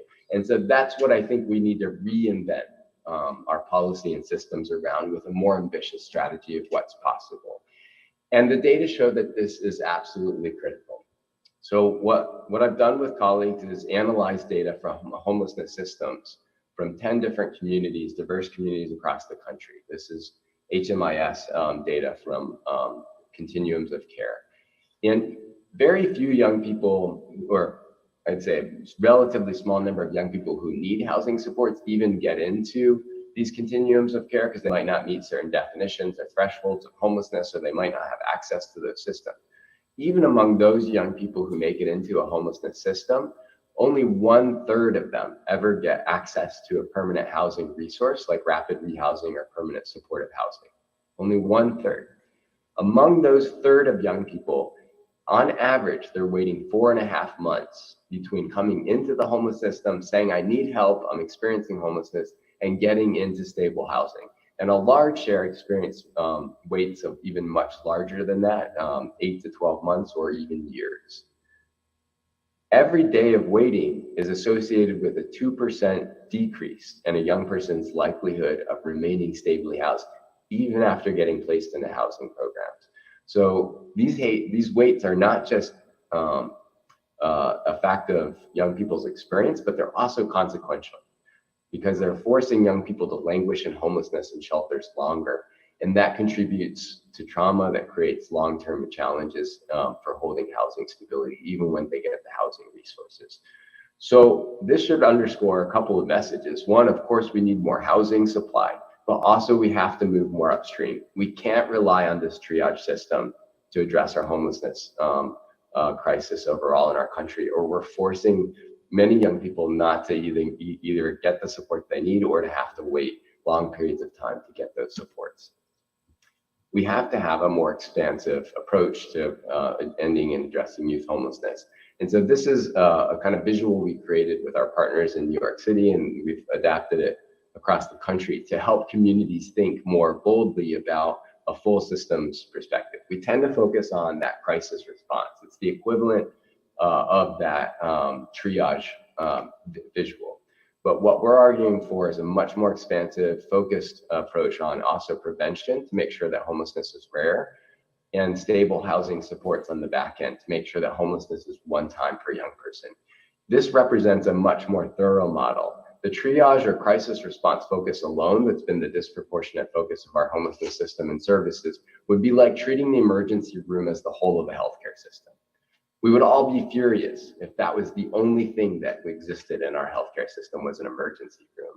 And yet that's exactly what we've done with the way we've approached and invested in homelessness systems. And the really important thing about going more upstream and focusing more on prevention is that your role becomes a star role. It's no longer the supportive role. When we're talking about just the crisis response and the shelter system and soup kitchens and housing somebody who's immediately experiencing homelessness, then we rely a lot on the homelessness and the housing system. But when we think about moving more upstream, it really becomes the public systems like schools and educators that have to play such a critical upstream role. And then the homelessness and housing systems tend to play more of a supportive role. When we think about prevention, we can think about it from a public health perspective. And this is essentially the public health model that we've adapted to homelessness. And one of the things I want to reinforce about this public health pyramid is that the more upstream that we go, the more we go into addressing the structural underlying issues that lead people into crisis in the first place, the greater of a population level impact we can have. The more we as a system wait for young people to accumulate years of trauma and adversity and come deep into homelessness crises, the more individual level effort and resource that's required, not to mention the more trauma that we require a young person to experience before they get that support. And so this might look much like a multi-tiered system of support, but really this is what we're trying to achieve nationally, is to help jurisdictions in partnership with school systems and community organizations move more and more upstream and try different models and see what works. So that includes preventing unequal risk in the first place for homelessness, recognizing those disparities that we talked about in the first place, understanding those structural housing, systemic racism issues that put some groups of young people at greater risk, and identifying those issues in a community and building out policy responses to those, and then preventing risk from leading to crisis. We know that some young people have higher risk for homelessness than others. So it might be young people who are experiencing chronic absenteeism or family challenges. But what we're trying to do is to be able to identify those risks and not wait for a young person to be able to have to come into crisis in order to get support. And then addressing crisis from leading to homelessness as quickly as possible. This is where, to the extent that homelessness systems do prevention, it's more in that diversion level. That's important, and it needs to be more youth-centric. And then finally, preventing homelessness from reoccurring. We know very little about what happens to young people over time and how they leave homelessness. We know very little about the long-term success of programs that are supporting young people. So we need better data and we need better actions to provide long-term follow-up and supports to young people. Recognizing, for example, that Over 50% of young adults in this country still live with their parents. That's over 50%. It's the highest level since the Great Depression. So most young people are relying on their families well into their adulthood. But for some young people, think the million youth that have been in foster care, think youth who are experiencing homelessness, think young people from lower income households with less resources in their families to be able to support them. These are young people that simply can't rely on those continuous levels of support. So we have to think more structurally about the supports that we can provide young people through the long term as they're making healthy transitions to adulthood. This might sound logical, but prevention doesn't come naturally. We tend to focus on the tip of the iceberg. We tend to focus on the crisis that's in front of us. And for most of you, that's what the systems require you to do because of limited time and resources. And that's really unfortunate because there's so much that's happening below the surface that provides an opportunity for earlier intervention and engagement with young people and a much more ethical response so that we're not waiting for young people to face such a high level of trauma and acuity and adversity that only then do they get to benefit from any services or supports. I want to give a human example of what this can look like. So we interviewed in depth 215 young people experiencing homelessness across 5 communities as part of our research. These conversations lasted from an hour and a half to 4 hours long. This is one young person who chose to go by the name of Bailey. She was 17 when we spoke with her. And I just want to share a little bit about her trajectory into homelessness. So we asked each young person, tell us about how your story into homelessness began. They could have started anywhere. They could have started 2 days ago. They could have started from the day they were born. Bailey chose to start in her early childhood when she was about 2 years and older. And she says she doesn't remember really all of the moves and housing instability that she had because it's really all she knew. She grew up with homelessness and housing instability from a very young age. Her family cycled in and out of homelessness, including staying in shelters and couch surfing. By age 11, Bailey's mom commits suicide and she's placed in foster care. And over the next 2 years, she's placed in 2 foster homes and then another group home. So you're starting to pick up more and more institutionalized instability.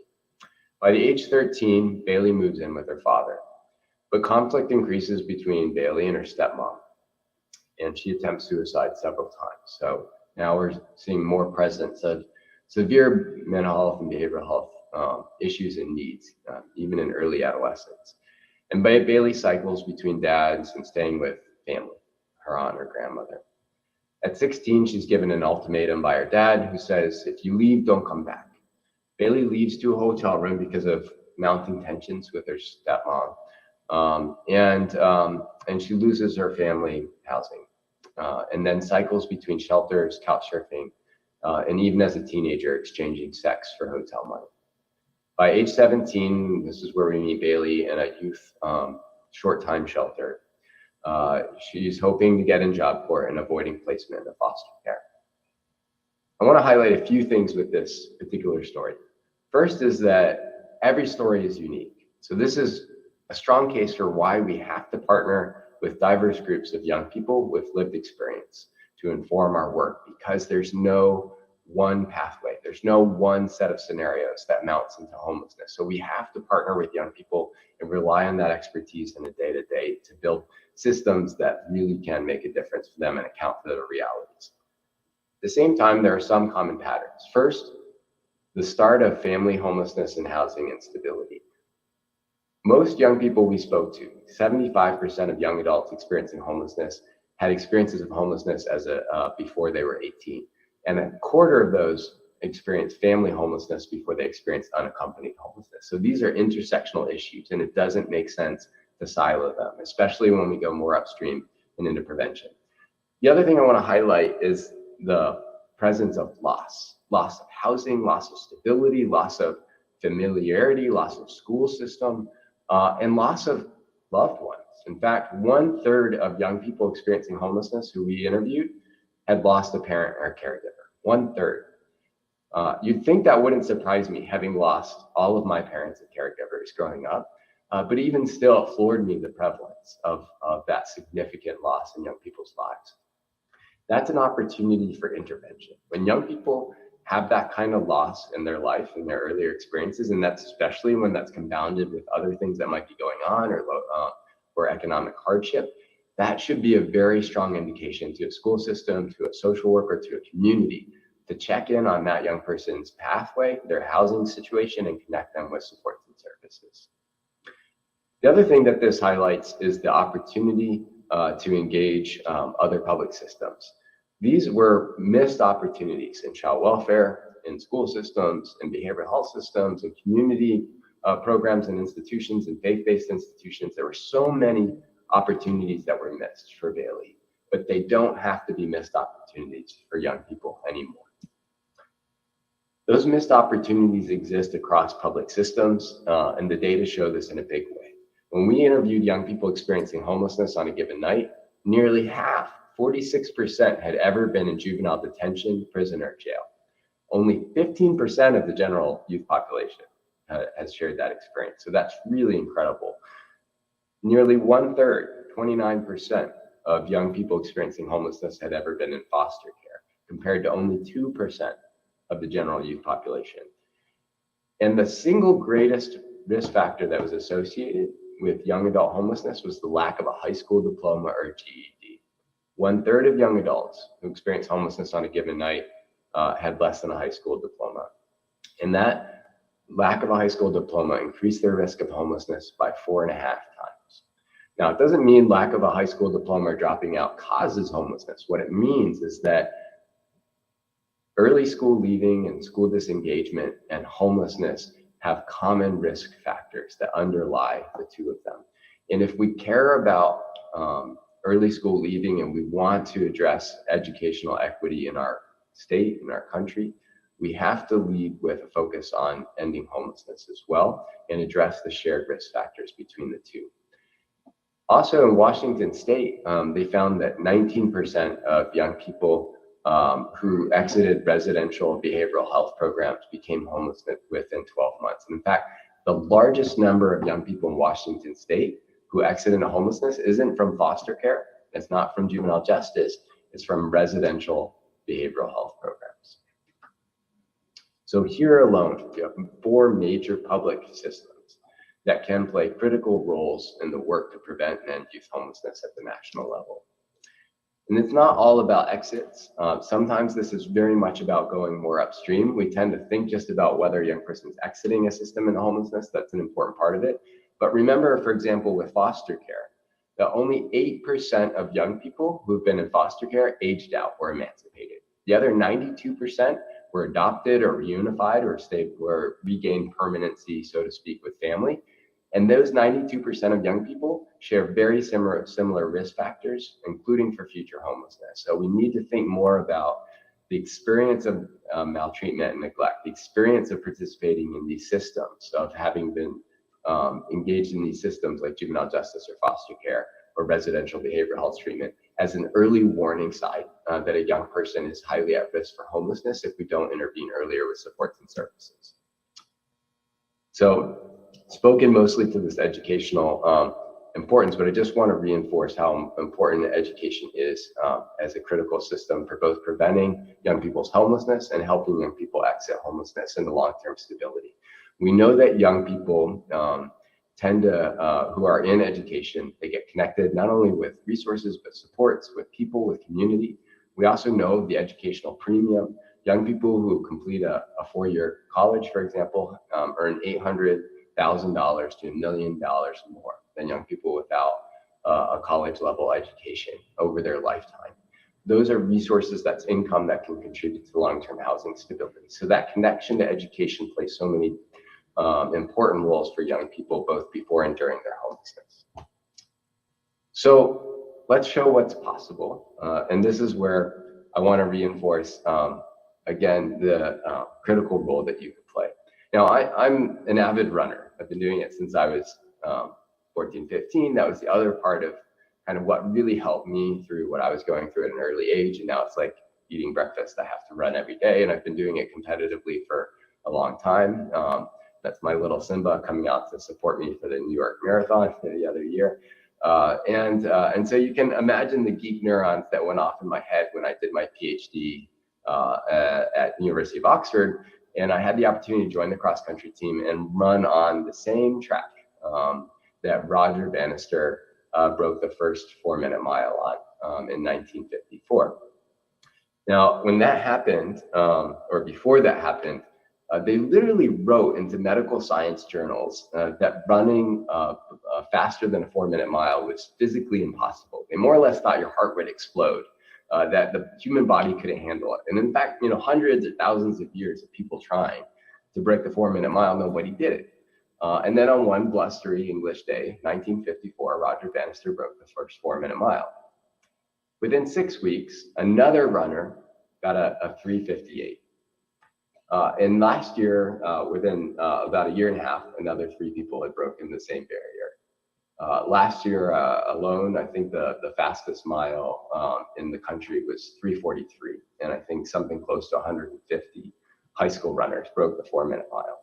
So what Roger Bannister broke was not just a record, he broke a mental barrier for the world. He showed what was possible. We tend to think about homelessness as a fact of life. We think of it as something that would be written about as that is always going to be with us, that we're always going to see it. It's just how it is. Just as Roger Bannister was told that breaking the 4-minute mile is impossible, and that's just how it is. But he broke that mental barrier. And what we need now is school systems and communities to work together to show that the same can be true for homelessness. I'll give a more contemporary example with Eliud Kipchoge. Just a few years ago, Eliud broke the same barrier, type of barrier with the marathon. He broke a 2-hour marathon for the first time in human history. Another feat that people thought was physically impossible to do. How did he do that? Well, let's look at a few of the building blocks for that achievement. First, he had friends. He had 42 of some of the best athletes in the world go in rotations of 6-mile laps and run with Eliud. And Eliud would say on all of his interviews, he did not achieve this feat alone. We think of breaking a half marathon as an individual achievement, but it wasn't. This was an achievement because of the people that he had running with him, his friends, his teammates, who trained as some of the top elite runners in the world and kept him on pace and kept him motivated. Second thing that we see is cool shoes. He had the Nike Vaporfly Next, and this got a lot of write-up around the time of the marathon. If anybody wants to know what to get me for my birthday, here you are. They're really cool, fast, light shoes that tend to have a carbon fiber plate and give it a little extra bounce. So having cool toys can help. He had Patrick Sang, a fellow Kenyan, and his coach. Patrick Sang was like his Mrs. Lippman, his high school English teacher. Patrick saw not just his job as coaching Eliud Kipchoge's running, but also around his life needs and barriers that presented challenges to his overall running success. And then there was data in the form of lasers, visual data that shot lasers down from a carbon neutral car, electric car, that helped them pace at 4-minute, 34-second miles, every single mile, 26 miles in a row, which is just literally insane, even as a competitive runner. And that visual data helped them know when they were on target and when they weren't, and helped them adjust quickly. And then finally is the part of the story that tends to get a lot less attention. It's not the cool shoes, it's not the lasers, it's the hard work, the 140 miles of training that went into a week of endurance in high altitude in Ethiopia, where Eliud Kipchoge did his training. So thinking about that model, what do we see more broadly?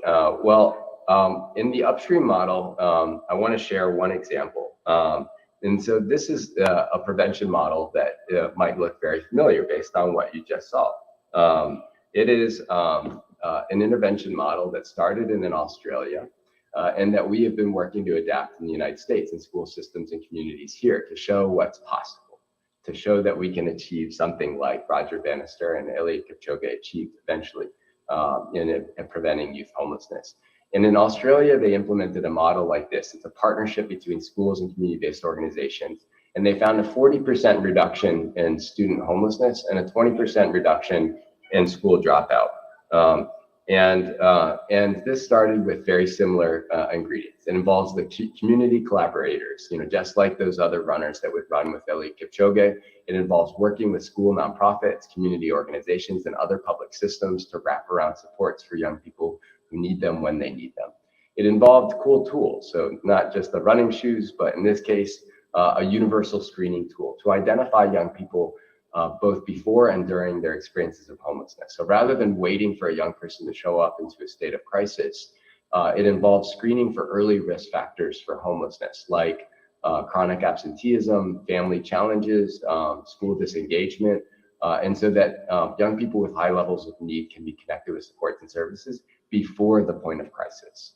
And then it involves that Patrick saying, every young person needs somebody in their life who's crazy about them, who supports them, who comes in at the right place in the right time. That shouldn't be a lucky experience like what I had. That should be part of the system for supporting young people. And so we engage in school systems and community-based organizations, school counselors, and social workers, strength-based coaching for the young person and the family to connect them with the right resources and supports at the right time, and ideally before the point of crisis, whenever possible. It means following good data. We track data and trends, and we look at the equity of those data every year so that we can recalibrate, just like Eliud Kipchoge would be able to calibrate his pace based on that data that was presented constantly. We have to have data to make the invisible visible and shed light on those blind spots.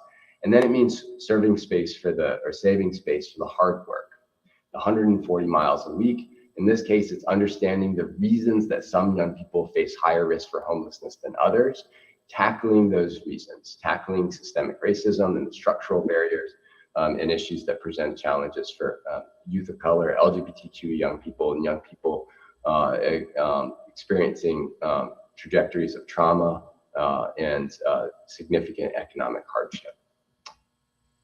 And this just is reinforced by Ibram Kendi, one scholar who says, there's no such thing as a non-racist or a race-neutral policy. Every policy in every institution, in every community, in every nation is producing or sustaining either racial inequity or equity between racial groups. And we could say that about all the forms of disparities that create unequal experiences of homelessness among certain youth or certain communities. And we have to tackle those, we have to understand them and speak explicitly about them and hold space for where we need to do this work better.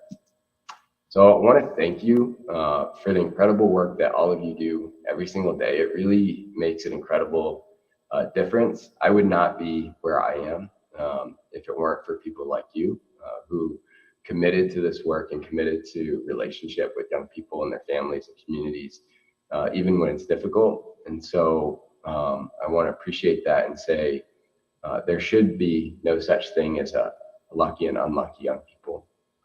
And I appreciate everything that you do every day to ensure that's a reality. I put my email on the screen. I'm sorry I can't be there to have a conversation with you over coffee or in person today, but I would welcome a conversation with you, would welcome feedback and thoughts on what's working, what's not. And again, thank you for everything that you do. Thank you, Dr. Morton, for providing our Zoom, even though you have COVID. I told you I was in a panic yesterday. Was trying to figure out some things, but if you can, please share your presentation with me so I can share with our participants for today. And again, thank you, and we hope that you, your son, and your wife get better. Thank you so much, Kristen. Thanks again for leading this great opportunity. Thank you. Okay, so now we're going to have a quick 1-minute thank you video from McKinneyVento.org.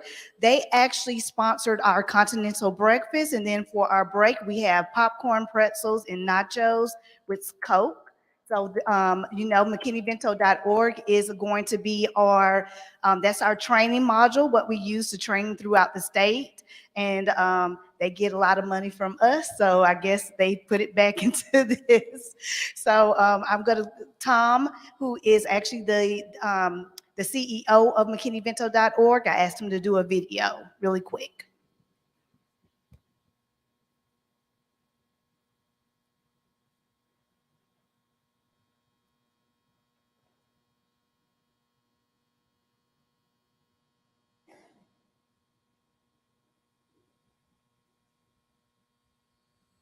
So much. We value our partnership that we have with the state of.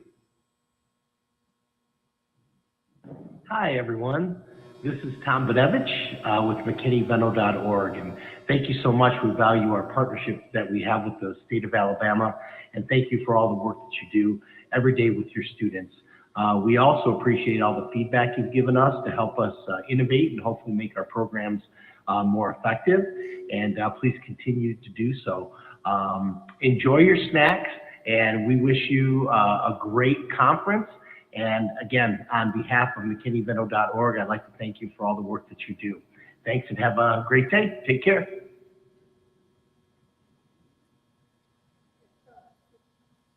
So since we went over our time, we'll go ahead and meet back here at 11:20, and we'll have United Ways of Alabama to come speak to us. A lot of you guys are utilizing them, so can't wait. And we have Tasha Cooper here. So again, 11:20. Please go eat. We took back so much more food.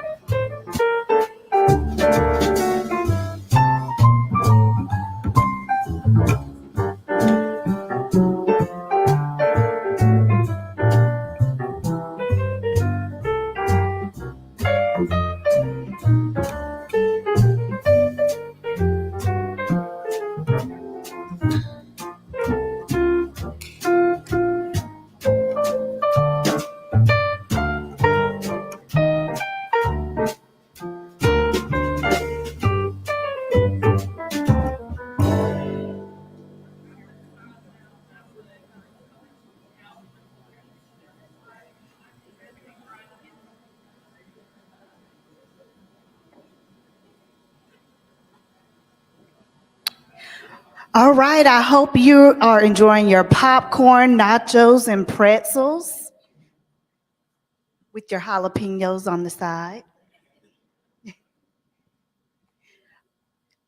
First, I'm happy to have our Director for Federal Programs for the State Department of Education, Dr. Molly Killingsworth, She actually just walked in.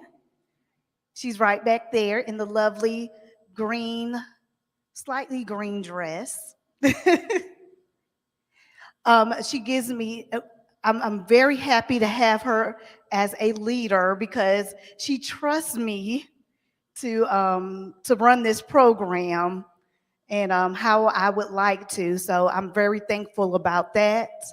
I do have a new administrator, Dr. Ashley Cauley. She just started about a month ago. And for those of you who do not know Ashley, she is right back there. Wave your hand in. So just when you get a chance, just introduce yourself to her so she'll get to know you. I know some of you were able to talk to her about a couple of weeks ago when we had the hygiene products issue and stuff, and we'll talk about that a little bit later. Right now, we're going to go ahead and talk about our partnership with 211 Connects Alabama. Once we started to receive those ARP homeless funds, one of the things that we did was to do a partnership because 211 Connects with United Ways of Alabama is a one-stop shop. So I just thought that it would be a great partnership. And luckily, we're going to work with them again next year. So I'm excited about that. I know there were some learning curves with it and how it works. I think we went through it this year, and I can't wait to continue the partnership with them. And we have Tasha Cooper, who's going to be speaking more on it. We actually work a lot with Becky Booker also, but she was unable to be here. So please welcome Tasha and baby to be. And you can hold me to that 15 minutes, flag me down if you need to. Okay. Hey, everybody. My name is Tasha Cooper. I am the executive director of an agency based out of Montgomery called Hands-On River Region. Some of you may have heard of us, or you may have heard of 211.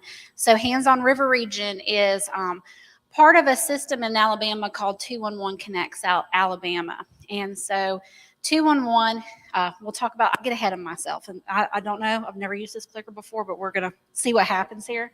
But 211 was brought to the state of Alabama because of Hands-On River Region. We actually had before it was a 211 line, it was a 334 number that actually is still in existence that somehow gets routed back to us. But Hands-On River Region brought 211, the concept of information referral to the state. And now we are one of 9 call centers across the state of Alabama. United Ways of Alabama, which is, Kristen mentioned Becky Booker, that she's the director of United Ways of Alabama. United Ways of Alabama is the state lead for 211. So we have a governing body. We meet quarterly, and we review standards and things like that as it relates to 211. We are part of the AIRS, which is Alliance for Information Referral Systems. So we have a lot of accountability. We have data tracking that we do. Loved listening to the previous presentation talking about youth homelessness and data. In our area, Montgomery, the only data we have on youth homelessness, besides your information that you have, comes through 211 because there are no youth homelessness services. So 211 is a great tool to be able to track data, track needs and unmet needs. And so we're so happy. Kristen, I can't remember. Oh, did I do it? Okay. So I can't remember how long ago Kristen called me and said, hey, I have this idea to bring 211 into the fold for this LEA Homeless Liaison program that we have and work together. And I thought, oh, this is so great, but it's not my final decision. Let me call Becky. Some of this we're talking through, but there's a 211 can be accessed from anywhere in the United States. There's 96% coverage in the U.S. There's a map that's going to come later for 211. So what that means is a 3-digit number. You dial 211. When you dial 211, you're prompted to enter in your zip code. Once you enter in your zip code, you are routed to a local call center closest to you to be able to help you find resources. So that can be basic health and human needs. So it could be things like food. It could be things like I need to find a shelter. I need housing. I need school supplies. I need, uniforms for my child. I need help with my utilities. I need help with buying Christmas presents for my children. I mean, if you name it, if it's a basic need, we have resources in 211. We use a system called taxonomy, kind of like similar to Dewey Decimal System and things like that, and how we keep up with resources. There is even a taxonomy term for paranormal. So that could be, if people are looking for resources for alien sightings and ghosts and whatever. We don't have any resources, but that's out there in our 211 world. So I mean, you think of it, we have probably have a taxonomy term for it, and can track it. So before 211, people in our community might say, I need help with my rent. And they may go over to the local community action center. And then they get to the local community action center and they say, we're out of funds this month. I'm sorry. And then they don't know where else to turn. So one of the things we try to do through 211 is create a centralized system. Before, I don't serve your county. I don't know, why'd you call us? We don't do this, yada, yada, yada. Now, you may call in for one problem, and I talk about this all the time. You may call in a 211 and say, hey, I need help. I can't pay my rent. But there may be, and there usually are, underlying and surrounding issues as to why you can't pay your rent. You lost your job. You've got this going on at home. You're doubled up with somebody else. You're leaving a domestic violence situation. So one of the things that we've really focused on in 211, especially in the last few years, is what I consider a holistic approach to helping people, and in really looking at doing wraparound assessment and getting connected with state, federal, and local resources to make sure that we're able to help the whole person and the whole problem. Because just because you're calling about you're not able to pay your rent, that doesn't mean that's your only problem. That's your emergency today. What's your emergency going to be next week? And so we're trying to do the best we can to face those challenges head, as soon as we get somebody on the phone. So we have added additional screening questions for our callers. We ask them if they're homeless, if they're a veteran. Now, with our partnership with you guys, we ask them if they have a child pre-K through 12th grade in public school, or that should be in public school. Then we ask them if they're in stable housing and get a little bit more information about their housing situation, so that we can actually get them connected to their local liaison if they fit the criteria for your programs, or seem to be able to fit the criteria for your programs.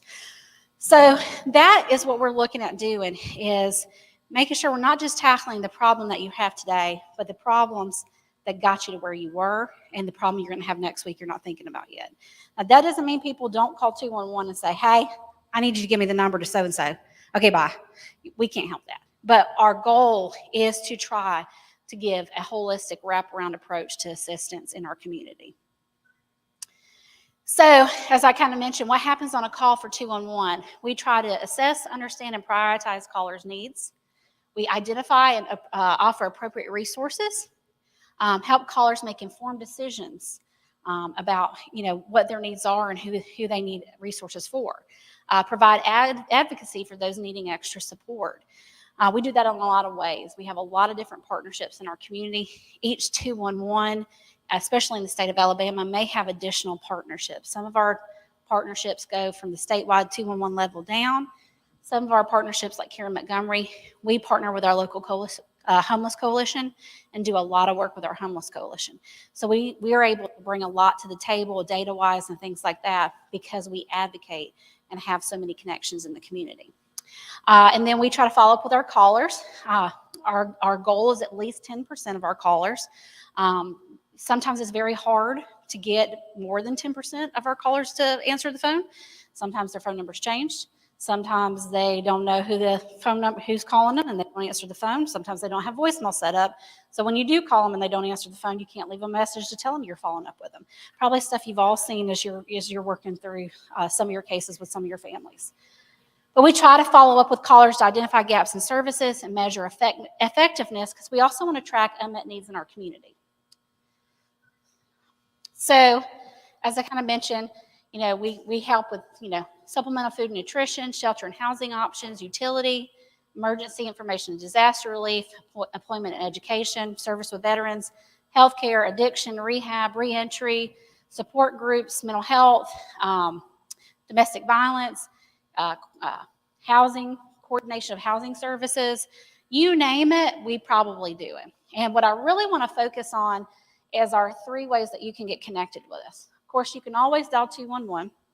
It's going to take you, once again, it's going to prompt you to put in your zip code. Please put in the zip code where you are, not where you're, a lot of times going back to disaster services. So we actually help during times of disaster.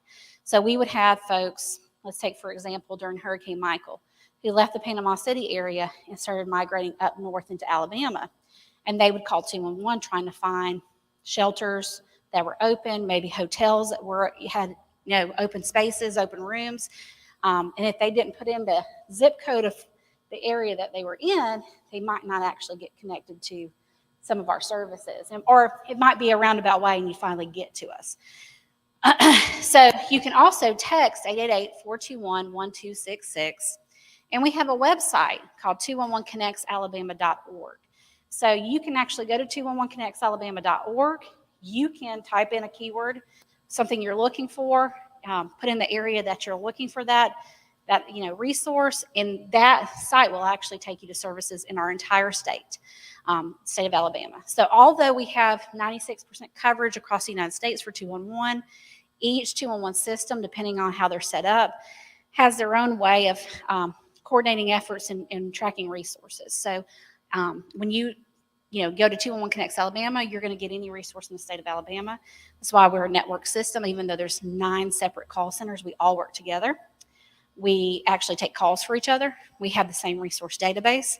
So even though if you dial 211 and put in 36117 to get you to somebody in Montgomery, if our Montgomery call specialists are on the phone and can't answer, you'll get rerouted to another call center.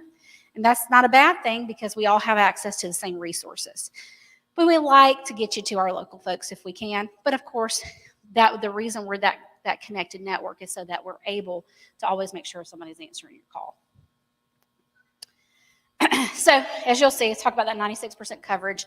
Most of the United States, there's less than 35% or less coverage in Illinois, which I would not have thought that.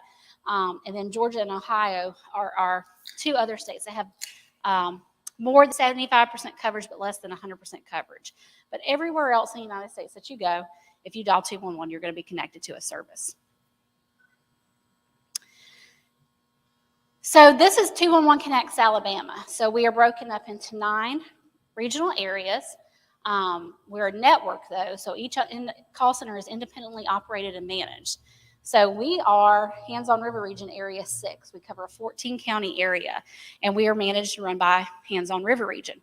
If you are in the Dothan area, Area 9, you actually are going to be serviced by Wiregrass 211, which is its own nonprofit organization that just handles 211. If you go up to 3, you're going to be in that, mostly I just call it the Birmingham area, but that's our Central Alabama 211, and that's actually serviced by the United Way there. So all of our 211 call centers are operated in different ways. Some are independent nonprofits, some are part of the United Way, but at the end of the day, we all work together to make sure that calls are answered. In times of disaster, we utilize a disaster response plan so that we're always covered, so that we can always maintain coverage across the state. So even though we're 9 separate entities, we work together, we are accountable to each other, and we're accountable to make sure our resources are accurate and up to date. So one of the things I wanted to show was just our 2021 data. So for the entire state of Alabama, we answered 134,910 calls in the state of Alabama, 211 calls in 2021. Out of those 134,910, 29% of our calls were for housing. 29%. Next, and this goes across the state, our next highest need is always utility assistance. So those are our top 2 needs across the entire state of Alabama. In our Montgomery area, that number is housing is closer to 40%, utility assistance is closer to 35%, and that's month to month, annually, what we see is our need. So we know when we're talking about your programs, the need for housing. And we talk about housing, that's not just I'm homeless. That's I need help paying my rent. So that's prevention. That's, I'm doubled up. I'm living with somebody else. They've told me this has got to end. I've got to go somewhere. It can be, we're seeing an upward trend in people who need help with home maintenance. We're also seeing more and more people call needing help with mortgage assistance. And so that housing need is always, for at least the last 5 years, the number one need in the entire state of Alabama. So that's why what you guys do is so important. I wanted to take a moment. One, these 211 cards I absolutely love. I know for everybody here, you have a 211 card. I know that we are going to continue, as we continue this partnership with you guys, to have materials like this for everybody, for your students, so that they know to call 211. This is so cool. I just love this card, and I think it gives you a lot of information. But what we're really trying to convey is there really is not a call, besides I broke my leg, or, what's the number to dollar store. We're going to answer your call, and we're going to be able to help you. We're not 411 and we're not 911, but everything in between we're going to get you connected to. And that's really what we're trying to convey with that card. And so talk a little bit about how this program works. So as I mentioned earlier, we're talking about holistic wraparound approach to helping people. So when somebody calls in a 211, one of the things we ask you is, do you have children pre-K through 12 that are or should be in public schools? And I'm not quoting that, but that's something to the general effect of what we're saying. And depending on how that question is answered, we're actually giving information to that local liaison. We track all that data. We try to follow up with those callers to see if they've connected with you. And that's really what our focus is with this program, is to help you be successful and help you identify those folks who may not, for whatever reason, be getting connected to you and be identified in the school system. And so we are so appreciative of this. I just did some data mining on this program just for the city of Montgomery. And we started this in the middle of last year, and we had a good deal of our callers. Gosh, I forgot the number now. I was just going to give it to you, and it slipped my head. Who answered, yes, I have children in pre-K through 12th grade, and I am facing some type of housing instability. And so that makes us feel good, because we have been able to work with some of our local shelters. I have shelter folks who call us all the time and say, I have this person, blah, blah, blah. And we'll say, no, there's a liaison. It's helped us understand more about your program too. They have a liaison. Make sure you get connected to them. Let's know what's going on. So we're super appreciative of the fact that we're able to connect. It helps us in our mission to be able to hopefully help people get into stable housing. I know it's not easy. As Dr. Morton said, when he was talking about the barriers to, fast housing, and talking about, sometimes it's 6 months, sometimes it's a year. We see that at 211 and we get really frustrated. But I always try to say, that's not just our area. That's what we're just seeing nationally. There's a high need for housing, and there's just not enough solutions, not enough people, not enough capacity. But if we all work together, we can make a difference. And so this has helped us be able to really assess what some of our needs are in our community as well, working with you. I wanted to, this is why I make notes for myself, also let you know that when we talk about the program, we have 4 coordinators, and they're actually staffed at Hands on River Region. They're called our ALSDE coordinators, and they actually look at all the data in the system for people who answer yes to those questions. And part of their job is to follow up with those individuals who, we feel will fit the criteria of your program, and make sure they're getting assisted, make sure they've connected with you, and things like that. So I know 3 of my 4 are here, or 4 here. So if you want to stand or raise your hand, Lee, Chandra, and Latoya. There's Lee, Chandra, and Latoya, and then Danielle. So what they do is they actually follow up with all of our statewide calls to try to really encourage our callers to connect with you. We know that's really hard. Sometimes somebody will call us and say, I'm an emergency need. I need the number for so-and-so. give them the number. We do a follow-up with them. Hey, have you? No, I haven't done it yet. I haven't connected with them yet. And so, that's part of our process, is trying to really encourage that connectivity, make sure they're following up with you, make sure they're getting assistance. And so that's what our staff do, and I'm really appreciative of them. They have a humongous passion for this work, and that's what it really takes to make things be successful. So I'm appreciative of them as well. I can talk all day. I know I only have 15 minutes. So I'm going to stop, but if you have questions, I'm here all day. I know we got to get into the next presentation, or I'd be happy to do a Q&A. But thank you so much. I'm glad that we're doing this again for another year. Hopefully we'll be continuing to do this into the very, very, very future, however long that is. So thank you guys so much for your time. I appreciate it.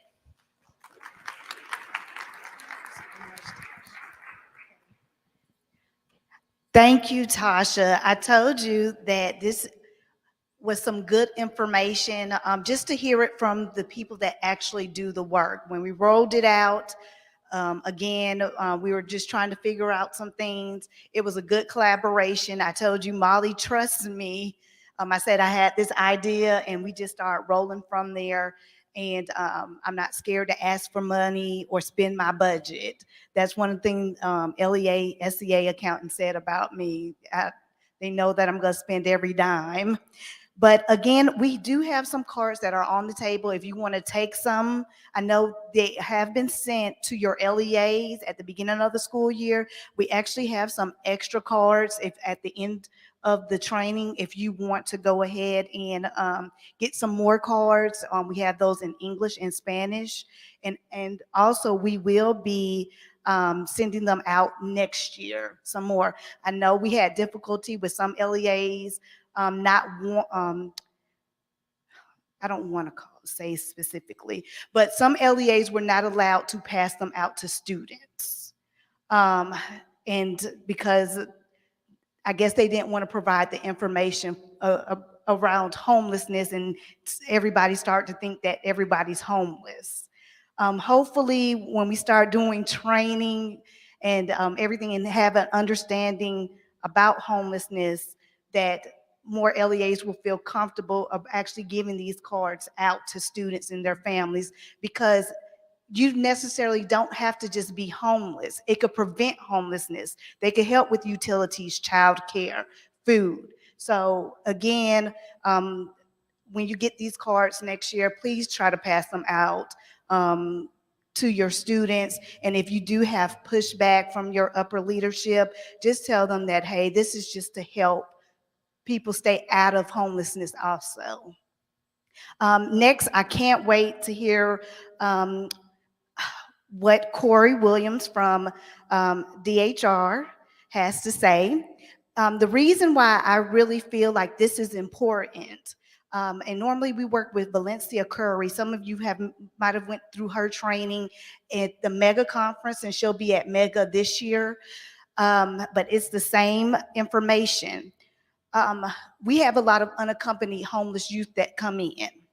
They're coming in, staying with, a lot of times we have parents that love drugs and their significant others more than they love their children a lot of times. So they drop them off at grandma, drop them off at aunties. And we don't want them to be in a state of unaccompanied homeless youth forever, because we know there needs to be some type of guardianship in place. They're going.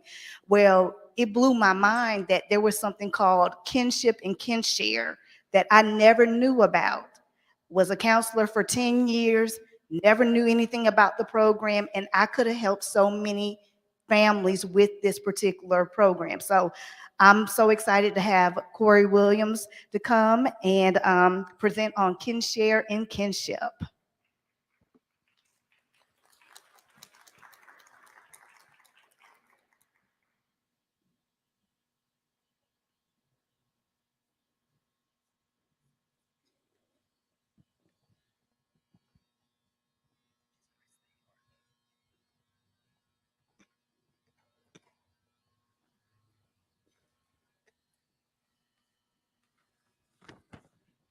Good afternoon. I want to thank Ms. Dow for inviting us for the Alabama Department of Human Resources. to talk to you all. We value your partnership. And, what I'm going to talk to you today is about two different programs, but let me introduce myself. I am Corey Williams. I'm one of the deputy directors for State DHR in the Children and Family Services Division. And I hear that we have some district homeless liaisons here, social workers, counselors, and student support services. Thank you for everything you all do, because all of us are in here together to work together for the best interest of our children. But today, before I get started, let me just give you a little some statistics as far as statewide on some of our information. Number one is I'm going to talk about is our CAN reports from March 2022. And if any of y'all are unfamiliar with CAN reports, that means child abuse and neglect reports. Those are sometimes we may have mandatory reporters, or we may have just regular reporters who make calls into the department, whether it's to State Department or to your individual counties, because we provide administrative support for 67 counties. And in March, we had 2,394 CAN reports statewide. So those are all of our reports statewide.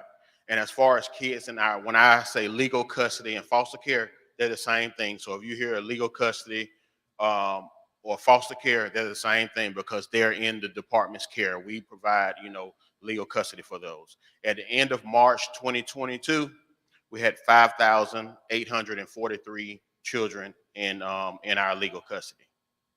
And as far as CPS cases, that's Child Protective Services. They're not in our custody, but we are managing that case, trying to make sure we're providing, that everything is stable and safe in there while we're in there. We had 4,474 open CPS cases, and as far as children in those cases, it was 8,766. And a good thing is we had 783 adoptions last year. So those are just some of the stats as far as you see some of the numbers that we're working with. But today, I'm going to talk about two of our programs that we provide for you to be a little bit more familiar with. Valencia Curry, she is, as Ms. Dow stated, your state education liaison. She was unable to be here today, but I will provide her contact information at the end of the presentation. Okay. Kinship guardianship is one of the largest child welfare programs in our system. One of the things that we noticed, that majority of our children, it was trends years and years back where, as Ms. Dow stated, some of the families, whether it's grandma, whether it's aunties or cousins, they were caring for some of our children. And, we've always had things in place for foster parents, for adoptive parents, and things of that. But as far as family, we just grew up and thought that family should be able to take care of family. So kinship guardianship is one of the programs where extended family members and close family, account for millions in our country. And over the past decade, children and kinship guardianship has grew to, 6 times the rate. And those are just some statistics as far as with our kinship, where we talk about why the program was initiated, kinship guardianship, because kins are raising relatives at record numbers, and it's still at record numbers. You'll see 15 to 20% of relative caregivers are over the age 60, and 39% of kinship households are under the federal poverty rate, and 38% of kinship caregivers have, limiting conditions or disabilities. So though they need to be supported just like how we support our foster and adoptive parents, because, it's just things that, hey, families should raise family, but if it was a way, they should be supported financially as well. So that's okay. Kinship guardianship assistance It's a state-supported permanency plan. You know, we have plenty of permanency plans, whether it's return to parent, return to relative, adoption, APLA. Those are terms that, you know, we can discuss on a later time, but kinship guardianship is a permanency plan that we use, and it's for children that exit DHR legal custody with fully approved relative foster parents. So to be able to be in that program, a relative will have requirements, just like they have to meet all the requirements as foster parents. They can get trained to be a foster parent, and at the same time, we can provide those relatives with a financial assistance that's equal to like the board payment that foster parents receive. So it was only fair that we found a way to support these relatives, but they do have to have, you know, minimum requirements, and also to be trained licensed foster parents. And it allows our children to be in a permanent relationship with relatives, because what we find out, as you know, if children move, the more moves, the the more it just causes a lot of trauma. And so we try to prevent those moves. Our goal is to return them to parents, and we offer those services, as you're aware of.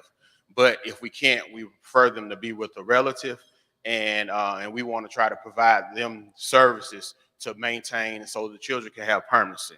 Because as just sitting back and listening to some of the other presentations, with homelessness and everything, it's certain programs. I'll tell you about a program at the end of my presentation. It's not one that I'm going to discuss today, but it's a program that started probably about 2 or 3 years here in Alabama that deals with some of the homelessness for the people who have exited care. So I want to make sure you have that information, just in case it may be some kids that come to you, hey, I used to be in DHR custody, I'm homeless, but you can provide them that resource. But I'll let you know about that at the end of the presentation. Okay, that's just the Alabama code for the Alabama Kinship Guardianship Subsidy Act, and it's 3812-32, and it provides legal definition and also provides for the kinship subsidy program. So if you wanted to look at that as far as to see the specifics as far as the legal statute and how it is in the code, that's the information for that. Okay, these are our eligibility requirements for kinship guardianship. The child must be removed from parents as a result of a voluntary placement agreement or judicial determination. So the voluntary placement agreement is self-explanatory, and judicial determination, that's if there's allegations or issues that the judge feels that a child should be brought into care, and judge makes a determination in court regarding if they're a dependent child. Some, they're dependent, some is delinquency, but if they're determined to be a dependent child and they come to care, then we are responsible for that child. And also adoption and reunification with parents are not appropriate for the child. So if we're working, just say in one of our counties, if a social worker is working the case and then they just see, because we are tasked to achieve permanency within 12 out of 22 months. Those are federal guidelines. Sometimes it can be extended for various reasons. But those are our timelines. If we see that parents can't be reunified in a reasonable amount of time, we have to have what we call a permanency plan and concurrent plan. Those are two plans going on at the same time, and we are tasked to try to find to achieve permanency as soon as we can, because we have to do what's in the best interest of the children. And so we provide those support services to those parents and work alongside them to try to reunify our kids to those parents. And also adoption. We always try to, if we have what we call adoption as a permanency plan, and also adoption with no identified resource. Sometimes a relative may want to adopt, and sometimes foster parents may want to adopt. But if they don't have an identified resource, we work with different agencies such as Heart Gallery, where we have them do a photo shoot, and to try to locate an adoptive parent for those children. And we always say it's no kid that can't be adopted, because all kids can be adopted. And child must be in the legal custody of DHR. And as I said earlier, we have what we call CPS, and those child protective services, they're not in the care of DHR, but we're providing protective services just to maintain safety and permanency in that case. But if they are in our legal custody, then they can, then they qualify for Medicaid. We provide those services. They're in our legal custody, and they're appropriate. One of the eligibility requirements for kinship guardianship.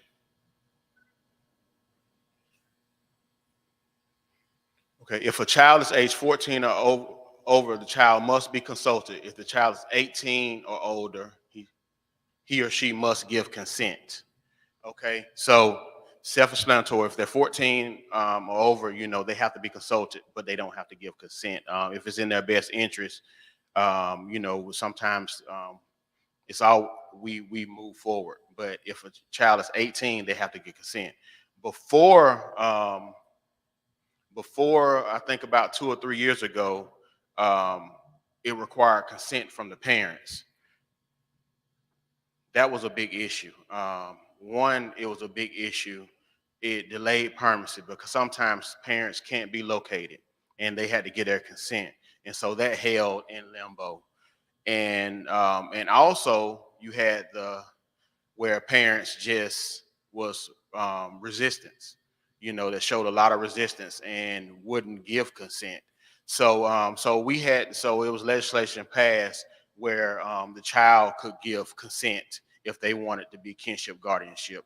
And at the end of the day, we want what's best for our children and families. And I think that was in the best interest of children and families, because it delayed permanency, and we want to try to achieve permanency as fast as possible for their well-being. And it does not require termination of parental rights, although legal orphans can receive kinship guardianship assistance if they meet the eligibility. So TPR is normally a termination of parental rights. Normally that's a last resort for parents when they're not doing all the necessary steps, or and we move, and a judge may determine that a parent may terminate their rights. But this program doesn't require that the parents' rights be terminated, so they still can have that that relationship, but where a guardian or a family member is actually the legal guardian. Now, siblings of the eligible child. So siblings qualify for assistance as well without meeting the eligibility requirements if a sibling in the same relative home is eligible. So if one of the siblings are in the relative's home and they're kinship guardianship, the other siblings, as long as they meet the age requirements and everything, they qualify as well. Siblings do not have to be placed in the relative home at the same time to qualify. As you know, with DHR, sometimes kids come into care at different times, but they don't have to be in the home at the same time to qualify. And as far as reoccurring, non-recurring expenses, they're up to $2,000 in non-recurring expenses are available to kinship guardianship. And those, that just explains some of the expenses, whether it's transportation costs to court, whether it's, any other kind of fees that may be result of a kid, of a parent or a relative trying to be a kinship guardianship. They can get up to $2,000 in non-recurring expenses. And who benefits from this? And actually, we all benefit from this program because, one, the time in foster care decreases.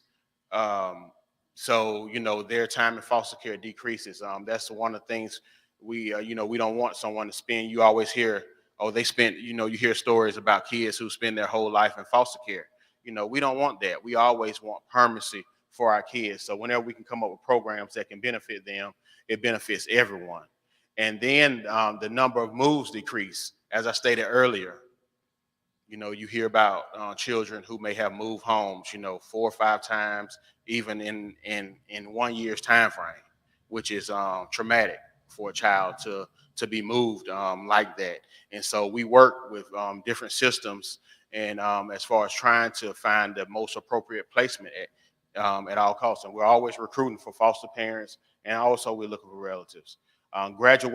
Graduation rates increase. That's based off permanency, because they're not behind on schoolwork. They're able to stay in the same schools. We try to, federally, we're required to try to work with to keep the child in their school zone that they're in. Even their move, we try to work with, transportation to provide that if it's in the best interest and if we can do that. But the kids are able to graduate, and that's what we want. We want to be able to keep kids where they feel, the most comfortable at. And when you start making all those moves, one of the main things that you see that happens is their grades. The grades start declining, and that's and you all have went through school, and how hard it is once you get behind. I'm far removed from school, but I still remember if if I miss class or whatever, even one class, it's still a curve to try to get back on target. So you can imagine when they move from school to school and miss time. So it helps with their graduation rates increase, and runaway incidents decrease. A lot of placements that kids are at, they don't necessarily want to be there. And so, as kids get older, especially our older youth, you see a lot of runaway reports and different incidents and reports, and we try to decrease those. And we want our youth to have an active role and to determine, where they're placed, and they have a sense of belongingness. And also, foster care costs decrease. Of course, as a state, cost is never an issue. Because but if you want to be prudent and you want to make sure that you are using, whatever available funds as needed, because every case is on an individualized basis. Some requires more, some requires less, but the foster care costs decrease. And last but not least, trauma to children decreases, and that's the most, because these traumatic events that our children go through, whether it's moves, whether it's different, whether it's child abuse, whether it's neglect, we want those traumatic events or to decrease. And just remember, family is everything, and kinship care is not just a program. It is a natural family response and a moral imperative of the child welfare system, because children need to be with their parents, or if you can't achieve that, with family. And so that's our main goal, to just make sure that permanency is achieved with our children. Now, if we can't do that, we're tasked, whether it's federally or state, to work other permanency plans in the best interest of the child. And as far as those are two, that's a website, navigator.alabama.gov, where you can have all of that information as far as about those services. And also we have a toll-free number. So make sure you write down this information, and I'll make sure that this PowerPoint is provided to you all. But that's the 800 number that you all can always use, because if you don't know who your each county, we have 67 counties. Each county has an education liaison assigned to that county, and also you have a state liaison who is Valencia Curry. So if you're not sure who that education liaison, whichever county you all are from, you still can contact Ms. Curry, and she can give you that information on who is your county's education liaison, because I would think you all are from, just not from Montgomery, probably from throughout the state.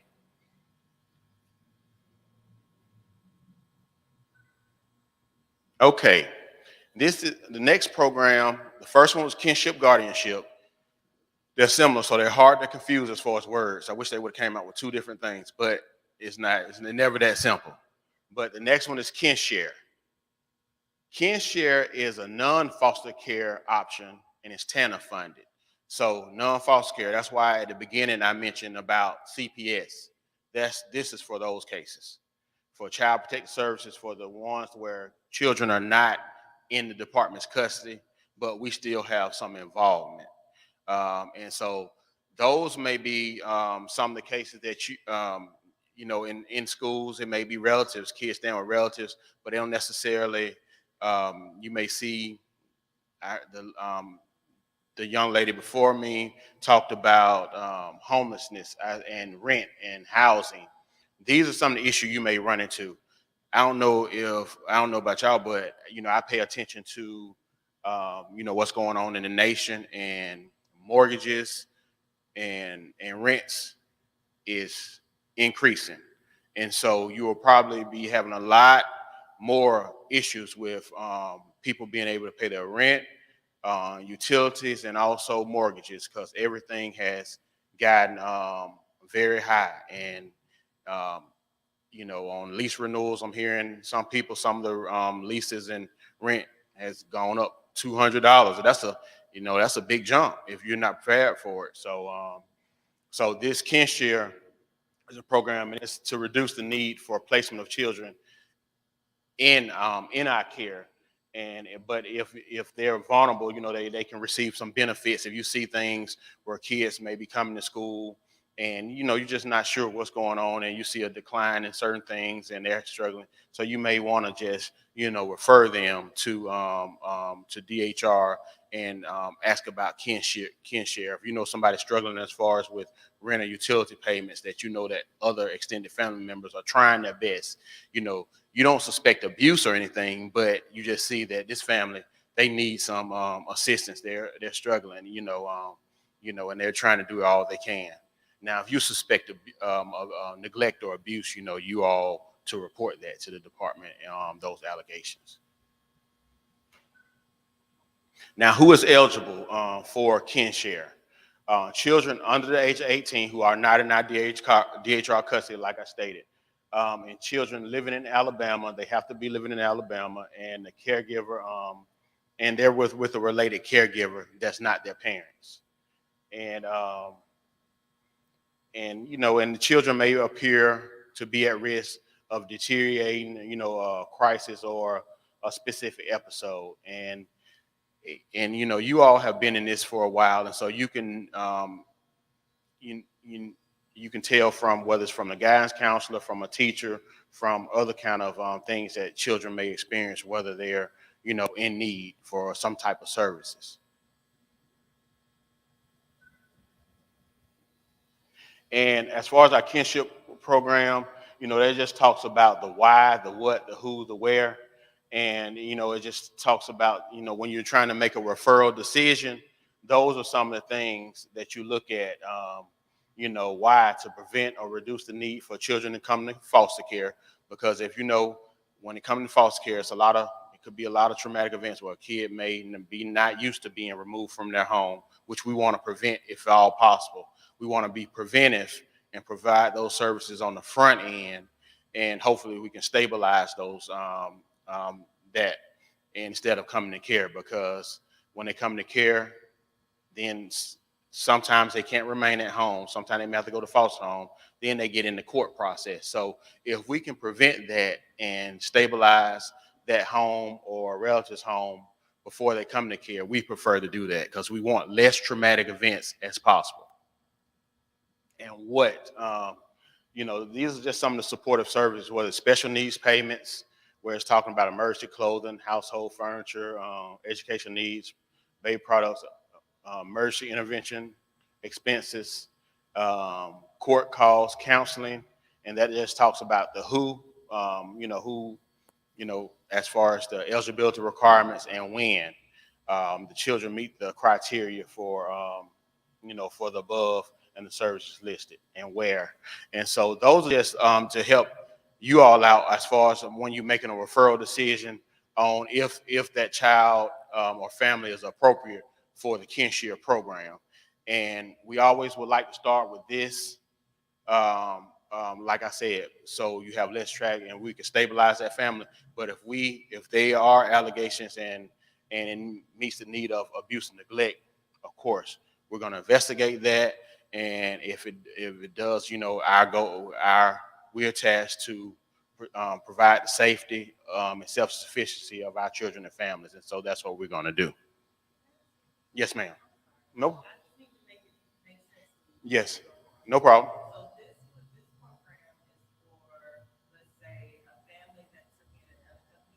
Correct. Correct. Exactly. You're exactly right. Paying attention. Like grandparents, yes, like grandparents raising their children, because a lot of times grandparents or some families may not even want to, they're proud. They don't want to ask for a service, but you see that they need this and it can benefit them. They have to be related to the child. Correct. They're in our legal custody. They're in foster care. And if family still, if they're living with a family member, we want to provide financial assistance. And for them to get that financial, because before kinship guardianship, relatives just kept their relative and didn't have any financial assistance. But they still do. And kids are expensive. Kids are expensive. And so just because they can have their own kid, we want them to still be able to, just like our foster parents. So they receive a board payment, but they have to get licensed as a foster parent. And so they'll get a board payment and they're still able to, just to support, because they should. Yes, ma'am.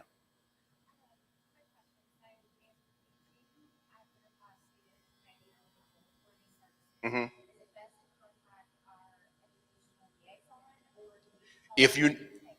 If you know who if you got a good relationship, who your education liaison.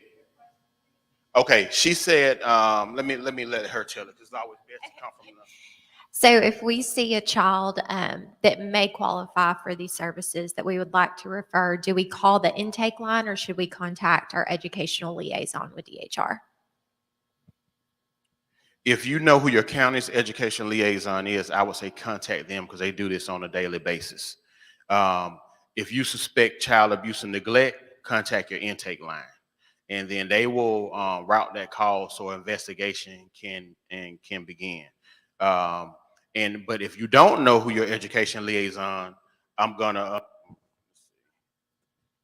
That's Valencia Curry is the state, your state education liaison for kinshare and kinship guardianship.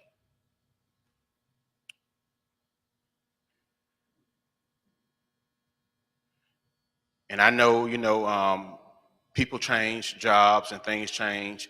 So, if you're ever in question, you can always contact me.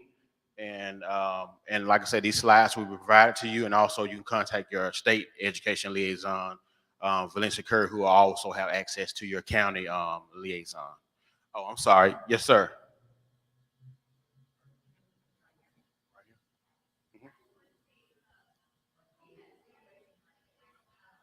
Let me. Florida, but moving to Alabama to live with someone.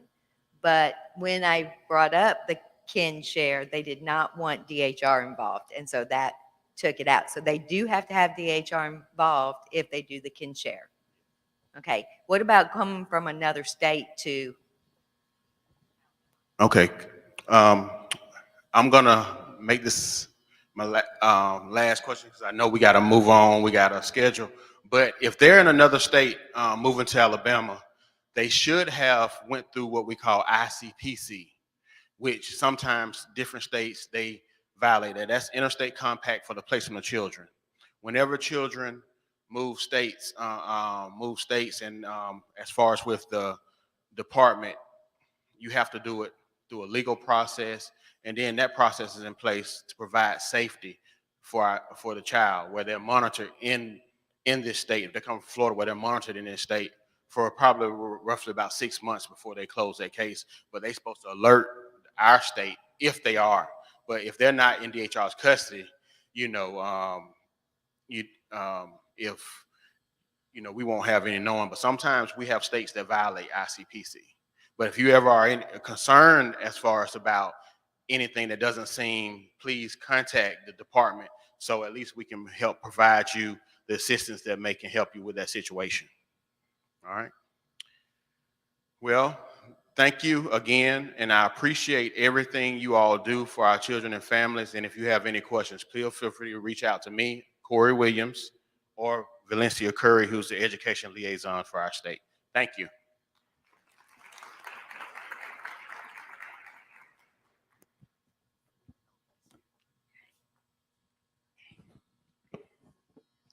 Thank you again, Mr. Williams. I work very closely with Valencia Curry. A lot of you who have called with the unaccompanied homeless youth issue, and we have to go through kinship or kinshare. I promise I have Valencia actually worked on the second floor. And I will bug her. I have her cell phone. I think one time she was on vacation and she answered my phone call. So if you ever have a situation or an issue, we have a great working relationship. If you feel like a child or that family could actually be in need of a kinshare or kinship, if it works for them. Next, we have Sally Meek. I call her my sister at work. Because we work so closely together. She oversees foster care and migrant. And as you know, foster care was once under McKinney-Vento, and a lot of times we have to work collaboratively together. So she's just going to give us some information on foster care and migrant, and then I'll just have my updates at the end, and then you guys can get back on the road.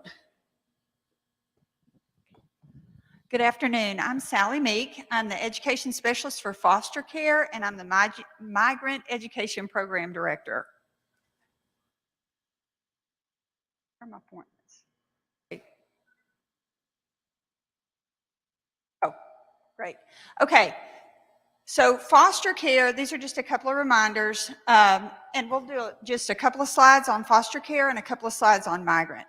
But the LEA should review and update the foster care plan annually. If you're not sure what to put in the sections in the template, just read the prompt and it will guide you. There's a portion on transportation, the best interest determination or bid meeting, dispute resolution process, and immediate enrollment. If I get a call from an LEA or somebody at DHR, this is just the short process I go through. I'm basically an investigator, it feels like. So I'm going to call, the first thing I'm going to do is I'm going to read over the foster care plan and just make sure it's updated. If I have any questions, then I might talk to the LEA point of contact, the foster care point of contact, and I'm going to talk with my DHR liaison, which is Valencia Curry. And then we're just going to talk it through and kind of figure out what is the issue and how we can resolve it. These are common issues that I get calls on: transportation, determining the school of origin, barriers, like some examples are fees. Sometimes the school has a fee and they want that paid before they'll enroll the child. So that acts as a barrier. Sometimes they have missing documents. And then sometimes it's a transportation issue. So those are just the most common. And all of these should be addressed in the foster care plan, but sometimes when students enroll, the front person at the desk may not have the most current information on enrollment. All right, so we're going to talk about migrant education. And one thing on homeless, everybody here I believe knows this, but just as a reminder, children in foster care are not homeless. On a rare occasion they can be, but it's very, very, very unlikely. So the migrant education program, we have 12 LEAs in the state of Alabama that receive Title I Part C funds. Unfunded LEAs also should assist migrant students. Now, probably all of your LEAs have migrant students in them. We just haven't found them yet. So some ways, if you are notified that you have a migrant student, or if you notice in AIM that you have a migrant student, you can sometimes use Title III, Title I, state level support, or it might even, sometimes students that are migrant are eligible for homeless. So sometimes, if you want to determine if you feel like a migrant student might be homeless, then you're going to go through the exact same process you would go through with any other child to determine if they're homeless. All right, common issues that I see with migrant is that the students have not been identified as migrant. The way that we identify them in school is through the parent employment survey. So when the parent employment survey is put in the enrollment packet, then we gather those back, and anything that's marked yes means that we need to call that family. So when we gather this information, it's just really important that we have parent contact information on it. We need a phone number, an address. Sometimes we even go visit the family. We have 2 state recruiters that if you do not receive Title I-C funds in your LEA, we ask those 2 people to call or sometimes go visit the family, because they have to interview them to determine if they're migrant. The barriers that I see with migrant, it's usually about enrollment. Sometimes they don't have documents. Sometimes they need an interpreter. And sometimes there's not a lease agreement. So as you know, they should be enrolled immediately without delay, even if they don't have everything that they need. But just in the last few weeks, I've had several calls where we had migrant families that were asked to come back. So they were asked to come back with a lease agreement or come back when we have an interpreter. So keep in mind with migrant families, if they're not working, they're not earning money. So when we ask them to come back the next day, that's a huge effort. So we really, really need to have immediate enrollment. All right, questions? I know that was quick. I feel like y'all know most of this, but we just wanted to review it. All right. If you have questions about foster care, you have a transportation issue come up, or you need help developing your plan, or just anything, school of origin, that's a hard one sometimes, feel free to call me. Same with migrant, okay? If you don't hear back from me in 48 hours, I need you to call me again or send the email again, because something happened. I make a huge effort to call you back. If you're an unfunded system and you think you don't have any migrant students in your LEA, I want you to come to Mega Conference and come to my session on that, because we're going to talk about how we can identify migrant students and provide services even when you don't receive those funds. Okay? All righty. Thank you.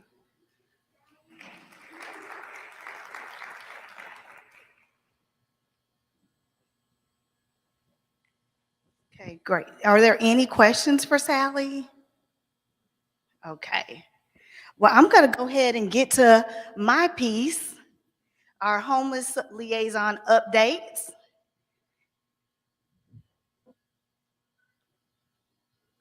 Now I'm with you, Sally. It's like that remote when it doesn't have the batteries fully.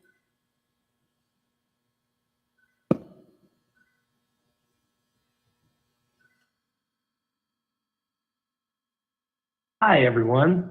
This is Tom. Oh, that's me.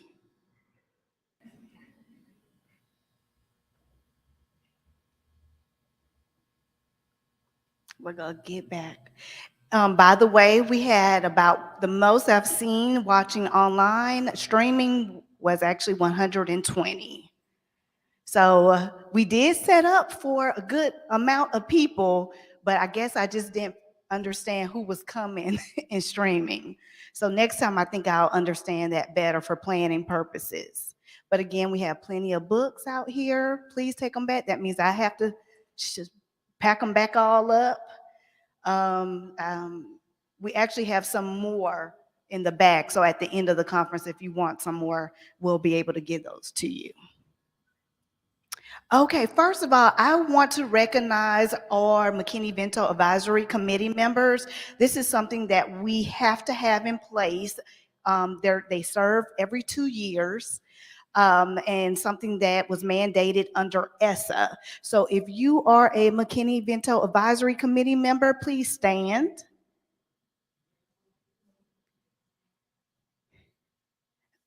And basically, a lot of these members right here, they actually help plan this training and just basically go about and try to help my job better.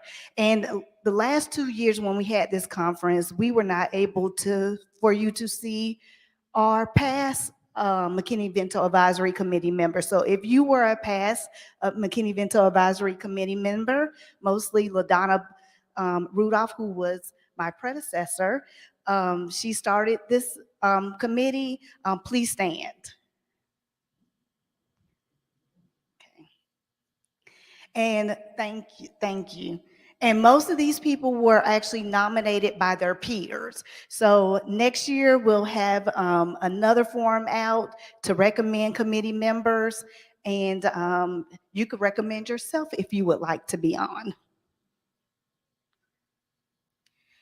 So as you know, McKinneyVento.org, great training, easy to do. You can send it out to your staff, bus drivers, cafeteria workers, counselors, athletic directors.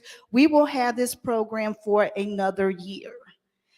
I say as long as I'm in my spot, I will try to do it every year. This is so easy to do, especially when it comes to training. And you need one of those components when it comes to compliance monitoring. This year, I've decided, I started it last year, when we do compliance monitoring, I look over everybody's monitoring stuff for homeless. I take that initiative. One thing that I see is with the training. Even this year, I could not understand why people were getting citations for not training when the State Department of Education has purchased a McKinneyVento.org, which is a 15-minute lesson, gives a certificate, and gives the liaisons a list of those who participated within the school's district level. I know people were kind of scared to use it last year because it was brand new. I highly encourage to use this. It's for everyone. I even have the PLU section where you could get one ACLD PLU in 40 clock hours. So far, I have 120 people who have received their ACLD PLU. We'll have another section for next year. I have it for 1 more year, and then I have to put in paperwork again to try to get it another 3 years. If you want the 40 clock hours, you'll sign up with that also, and we'll do that for next year, and I'll send that information out. But again, I strongly recommend that you use McKinneyVento.org, and if you don't have to use it, but I have videos and a PowerPoint. There should be no reason at all a LEA should have a citation for training at all, because we give you too much. Any questions with McKinneyVento.org?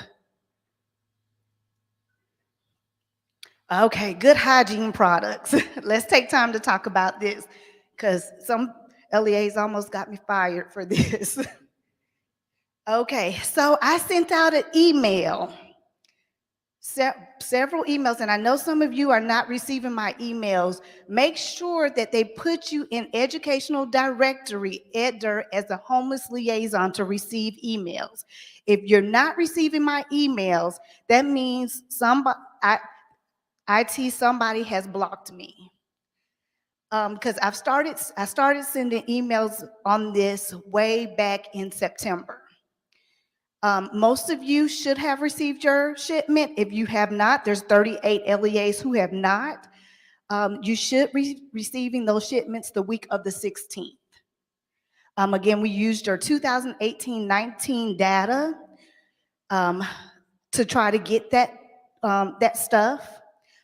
The only thing that LEAs did not get was the ultra tide, because what was going to happen is if we waited on the ultra tide, we would have had to wait 6 more months.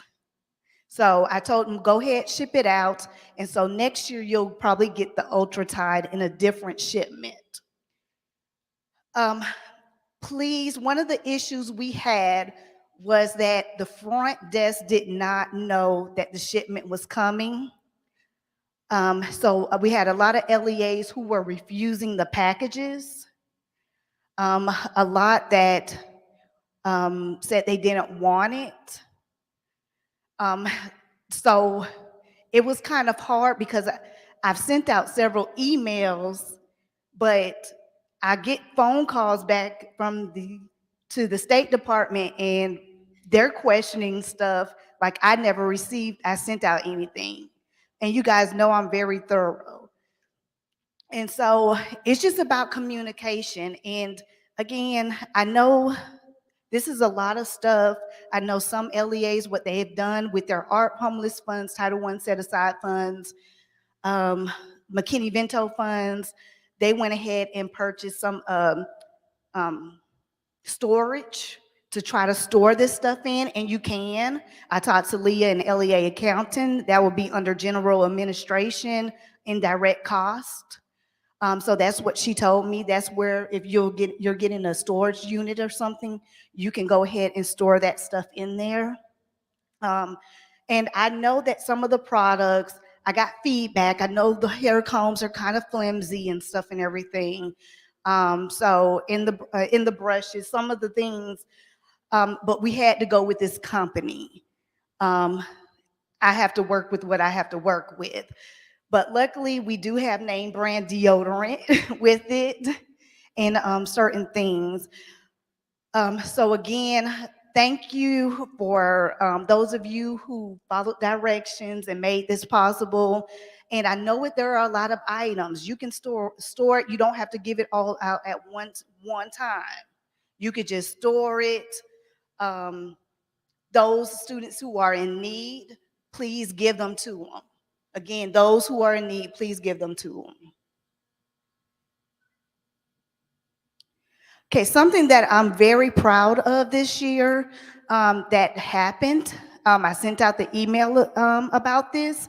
We had an Alabama State Advocacy Institute, and it started actually last summer.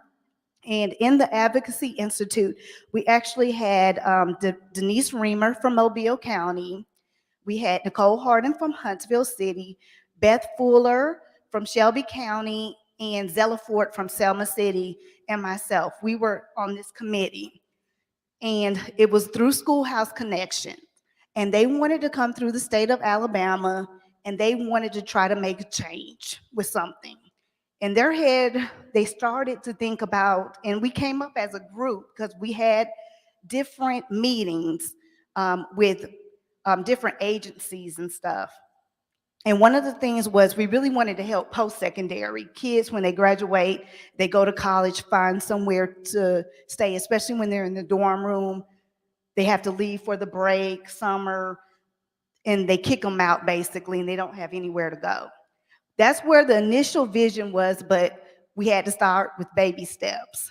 So what they did was probably, when was this? Last month. They decided to go ahead and pass. It's a law now where driver license, where they exempt homeless children and youth from certain fees associated with driver's license with the Department of Public Safety. You will be getting a memorandum probably during the summertime. They're going to change that form that the schools have to fill out, even for those students who are getting their driver's license. Now, it's been a challenge with that because at first they just wanted to put on the form those students who, wait, I can't remember, Hunter. Yes, yes, those students who qualify under the act. That's all they wanted to put. And I asked them, I was like, well, how they're gonna know, like, how is it somebody gonna know? They were like, well, we don't want everybody to claim homeless. And I said, okay, I understand that, but how are they going to know? So I think with our attorneys and the Department of Transportation, they're going to try to work some things out with the wording. So they're revising the form again. So again, I told you everybody is scared of the word homeless. And so just once that memorandum comes out, please train those registered secretaries, driver ed teachers, whoever it may be that fills out those forms so they can know that any students who may qualify under homeless education can be exempt. So let's talk about data for a minute. What I did here from 1920, of course, that's when COVID hit. You'll see how the trend is going. What I did for this school year, you'll see where we kind of started the dates that we have. I just pulled the data from last week, and you'll see we're going down. Now, usually, remember what the feds told us. The number of children that we should have in our LEAs considered as homeless is anywhere from 2.5 to 3% of your whole population. That's what they normally say. We had a situation here where we did have the feds to come in because of a certain LEA, and they did question our data. We're trying to do everything we can. We have great regional specialists. We do trainings. I don't know. We just try. So I feel like we have good liaisons out there trying to help identify students, but you can't make anybody say, I'm homeless. You can't make anybody. So again, that's one of the things. And every year I fill out the data. Like this year I had the answer, why are our numbers low?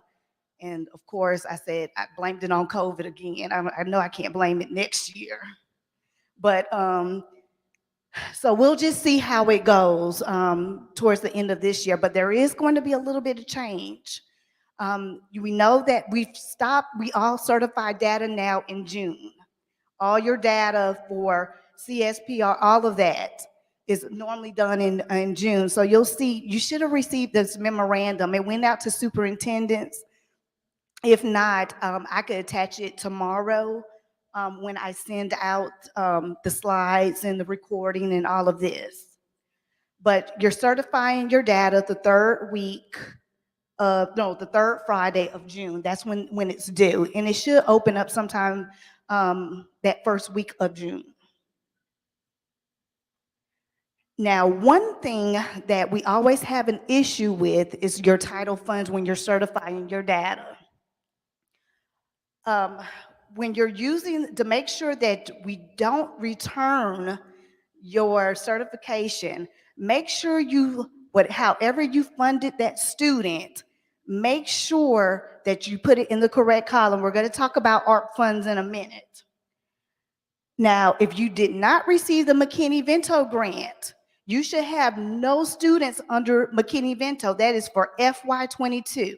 I understand you might have had carryover, but the feds only want to know those individuals who had that fiscal year, which is our FY22. So if you did not receive fiscal year 22 McKinney-Vento grant, you should not have anything under McKinney-Vento at all for how you provided funds for that student.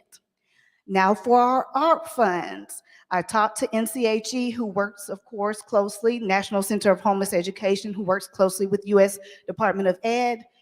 For those individuals who are using ARP funds to help a student, you will list that under title funds. That is what they indicated to us, because I told them that was not a part of our data. I know that was going to be an issue, and that's what they indicated to me, to put it under title funds. And I made sure I got that in writing. You know, I love in writing. And if you make any changes, always allow 24 hours. I really would say Power School 48 hours.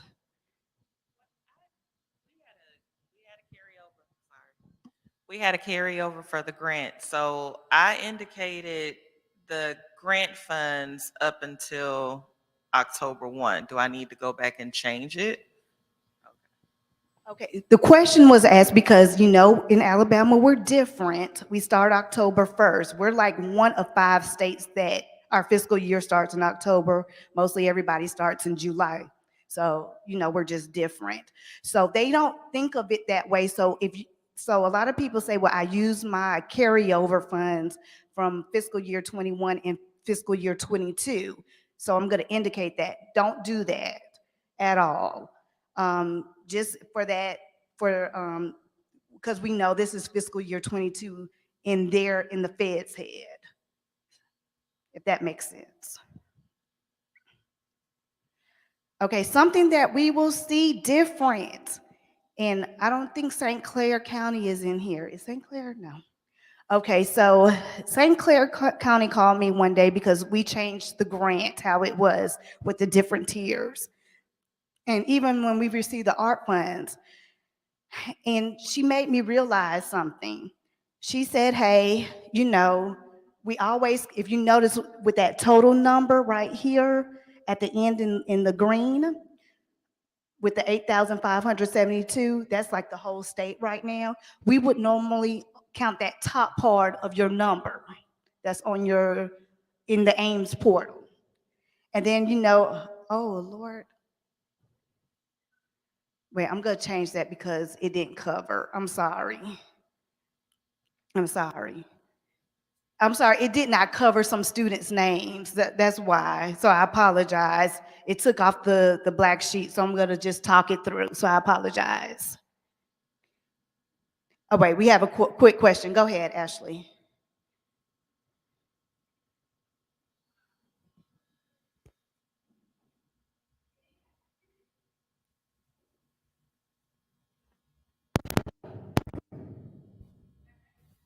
Still not there. There we go.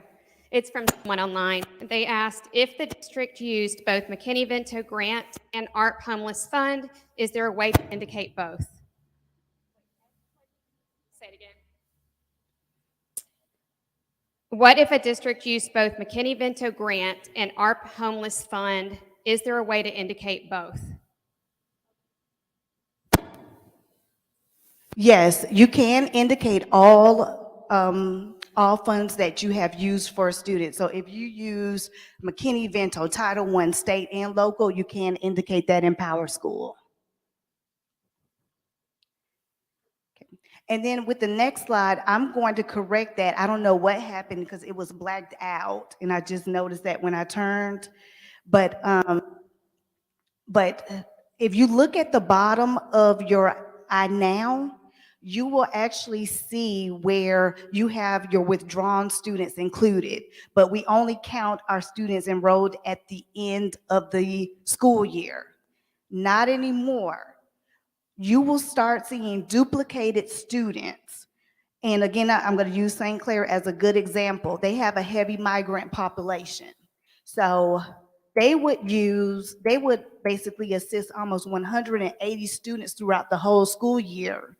But at the end of the school year, they only had 54 students enrolled. So when we had those different tiers, they could not actually be able to get that money they could have for the grant because all of those students had withdrawn because of that transient population.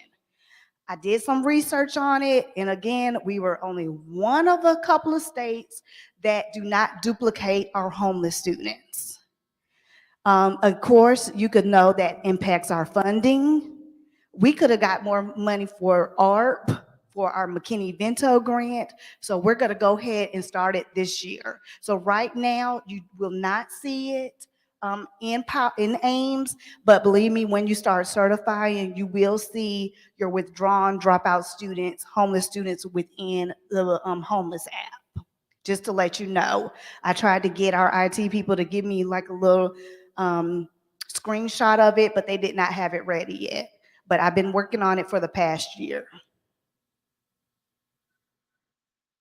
Okay, if you need face-to-face or any type of virtual trainings throughout the summer or next year, please make sure, again, if you want it with your staff, I've done school board meetings, please make sure that you email me or your regional specialists.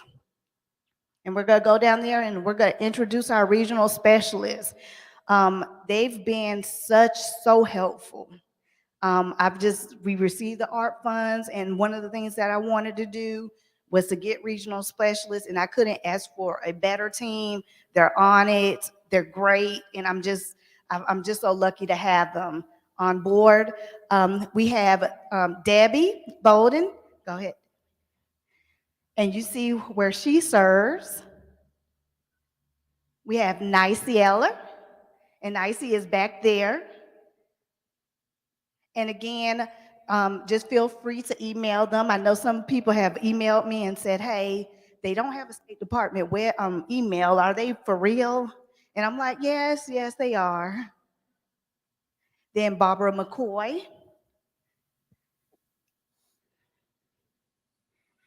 And this group, I just can't find anybody. I've been searching for somebody since September, and I'm still searching. So if you know anybody, just let me know. Tell them to call me, email me. We'll be more than happy to train. If not, we're going to have to try to divide this group up amongst the 3 of our regional specialists. But I mean, it's retired work. Just trying to put those for you that I know are retiring in here, just to let you know, or live streaming. Okay, make sure that you do your Title I set-asides. That is mandated. Make sure that a lot of people ask, do I have to put a Title I set-aside?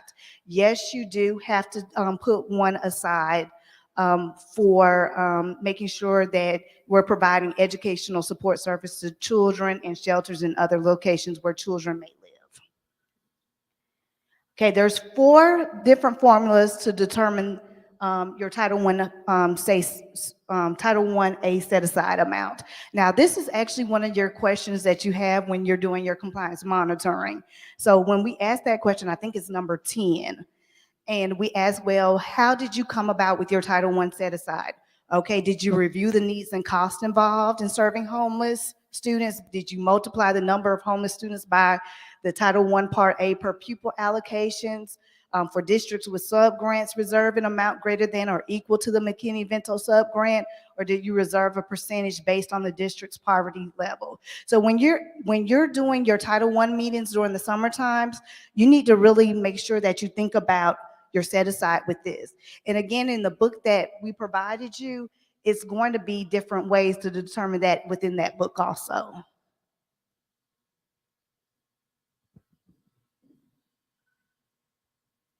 Okay, so let's talk about our homeless rescue plan, our ARP Homeless 1 and 2. Remember, our ARP Homeless 1 went to our fiscal year 21 homeless grant awardees. And our ARP Homeless 2 went to all LEAs with identified homeless children and youth in 2018-19. LEAs were allowed to either opt in or opt out. We had about 101 LEAs to opt in.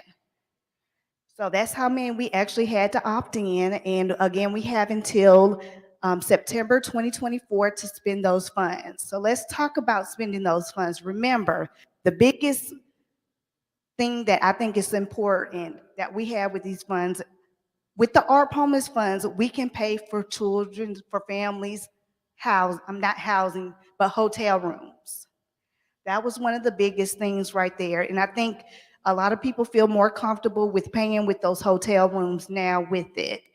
And I know there was a little bit hurdles with hotels charging fees to the credit card. I think the funniest thing that I heard was a hotel charged a fee to the district's credit card because the family brought their cat. And I said, you know, and we kind of learned a lesson, do a separate credit card, get a Visa gift card. That's the easiest way to do it, and don't put it on the school's credit card. It's just different ways, but I think we've kind of learned to do that. I know it's a lot of money, but we're not going to send one dime back to the feds. And we're going to make sure the regional specialists next year, they're going to be contacting you if we see from LEA accounting. Now, I know LEA accounting, sometimes it shows, it might be 3 months late of what it shows what you have spent, but we're going to try to stay on top of it. Just think you can stockpile. I think at one point they kind of said don't stockpile, but that's not so. I asked NCHE. So if you want to buy uniforms, shoes, the gift cards to help with Walmart stuff, like at the beginning of the school year with hygiene products, with school supplies, back to school clothes, coats, go ahead, get that. Again, we don't want, my biggest thing is we don't want to send any money back at all. And again, if you need help with how to spend, I know how to spend money very well. I'm a good budgeter. Okay, for our fiscal year 23 homeless grant, it is going to open up July 1st. Of course, it's about the same thing. It will close on August 1st. Awardees will be announced September, and funds are available October 1st. And again, you can use that for that whole year until September 2023. I know a lot of LEAs are actually saying they're not going to apply this year because, you know, they have so much funds, they just don't know what to do. So they're going to kind of skip out on it. Now, when it comes to, this is the last year you will actually receive that carryover from the carryover from the carryover. So those of you who had the fiscal year 19 grant, this was the last year that you had that carryover. You're going to be able to use that carryover. Don't ask me about 21 or 20. That's, you know, a work in progress. We'll see if we'll get a waiver or if the feds will allow a waiver, but we'll let you know. You had a question?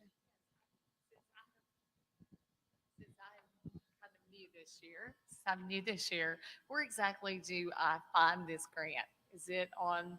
Yeah, thank you. Okay, so a memorandum will be coming out in mid-June. I already routed it, and on the grant, on the memorandum, it will tell you exactly where to go to see what to do, but it is an EGAP.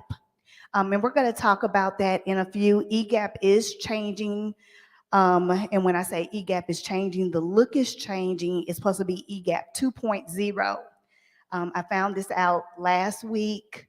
And of course, the 21st Century Grant and my grant are going to be the first to where people are going to see it new. So immediately when they told me that, I deleted my slides, the how-to slides. And online, usually what I do is I do a PowerPoint video, 15 minutes of how to. So I'm waiting to see how the new EGAP looks like. So I could do that video, but again, also I will send it out to all liaisons and federal program directors of when it opens and how to do it in EGAP. They say a lot of stuff has not changed at all.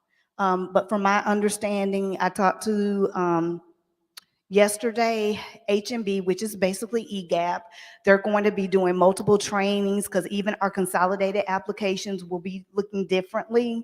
We'll have a trainings at Mega Conference. They'll have regional trainings in Huntsville, Birmingham, Montgomery, and Mobile. And then they'll have a training at the Federal Programs Conference on the new look.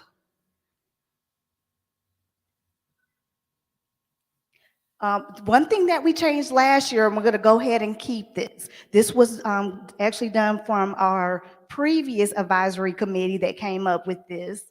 Our minimum grant award is going to be $10,000, and we have the tiers now. Remember, we were having people with just 5 homeless students asking for $100,000, and 300 LEAs with 300 homeless students only asking for $10,000.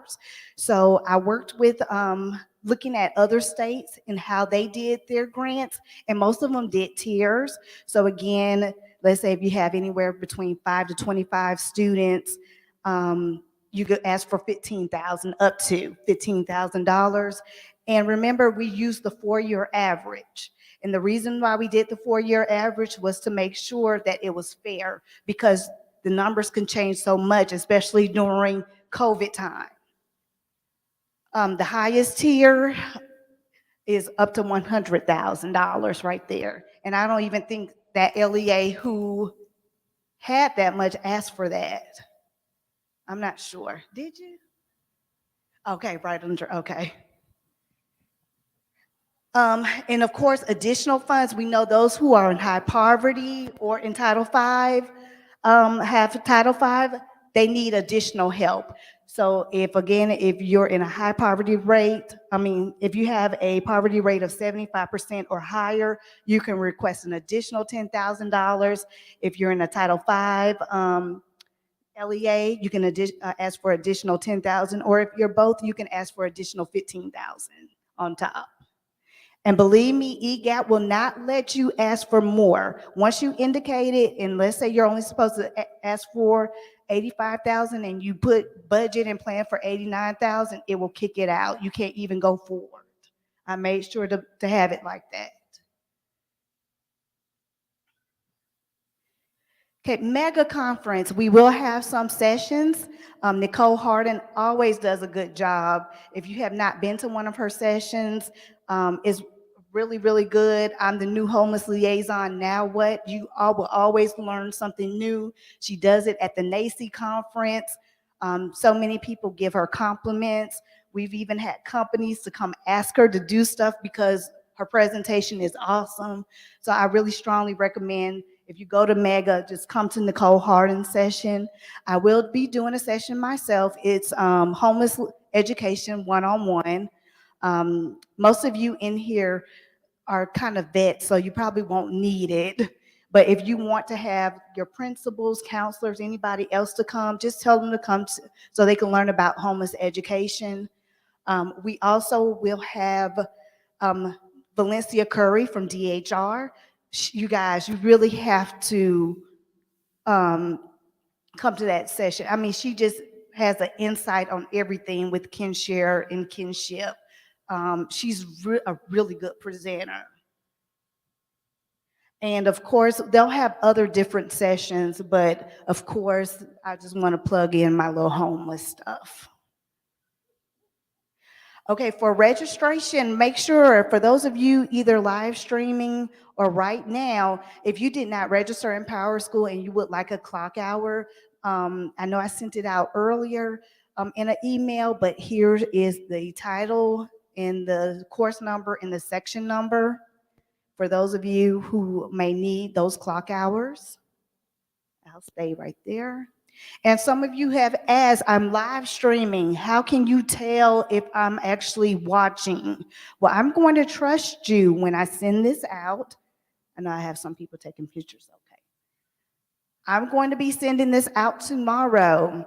If you guys want to pull out your phone and already do the QR code, you could go ahead and do that. But you'll have an electronic form just verifying that you have viewed the homeless liaison training and indicating that you either came face-to-face or did it virtually.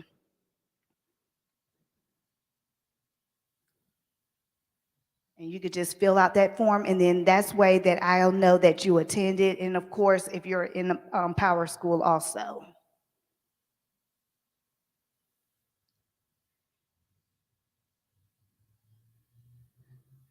Okay, and I'm gonna put this back. I'm gonna go to the next slide, but I'm gonna put it back in 1 second. And if you have any questions at all, this is my email address right here. I have the website. Once I send this out to you, you could go straight to the website. Our website has a list of all the homeless liaisons on there. It's an interactive map. If you don't see your name on the interactive map, that means that your district does not have you in there as the homeless liaison, because that interactive map is feeds from EDDR. I mean, immediately. So if somebody changes it right now, I'll be able to see it the next minute. Okay, any questions? Any questions, Ashley? Yeah. Okay. Hold on, he's got to turn around. Oh, I'm on. The main one is coming from the people that are participating virtually for the regional specialists. They've asked if you guys can bring some of these books back with you. And so I told them that we would reach out to you and let you know that. We also have some questions for Mr. Williams. And I think probably the best way to handle that is just to get those questions to him, let him answer them, and we'll get them back to the people who asked in virtual, if that's okay. Okay, with you. Does that great. sound- I think it's gone already. So Yes. I think so. Yeah. Okay. So that's it. Okay, go ahead.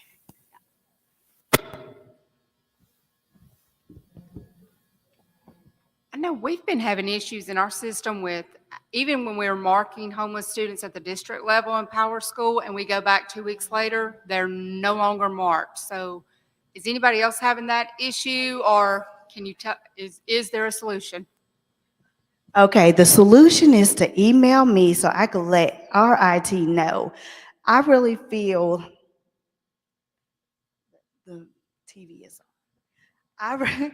I really feel once the portal opens for everybody to certify different things, migrant EL, I think that's when everything is going to be really fixed, because it's been an ongoing battle.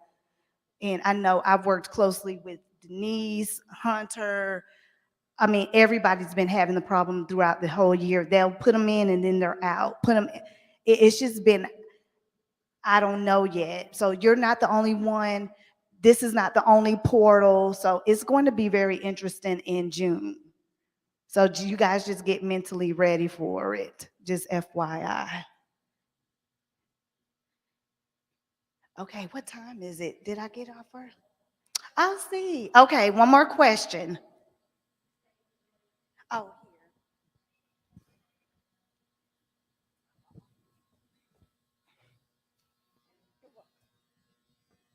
If you're trying to purchase a vehicle with ARP funds, just know that there's a backlog with the state listing, work with your transportation department, because there's a huge problem with the state listing for cars right now, or vehicles right now. So we've been working on this for almost a year and we still don't have it. So. thank you for letting us know that, Denise. I know some LEAs in here have tried to get cars and they weren't allowed to. I'm sorry. But try harder. Okay. Well, if that's it, just please be careful on the road. You're in good time at 1 o'clock. Mostly around here in the state of Alabama, the most it's going to take you to get somewhere. If you're way up in North Alabama, it's about close to 4 hours. So please be careful and have a great day. Thank you.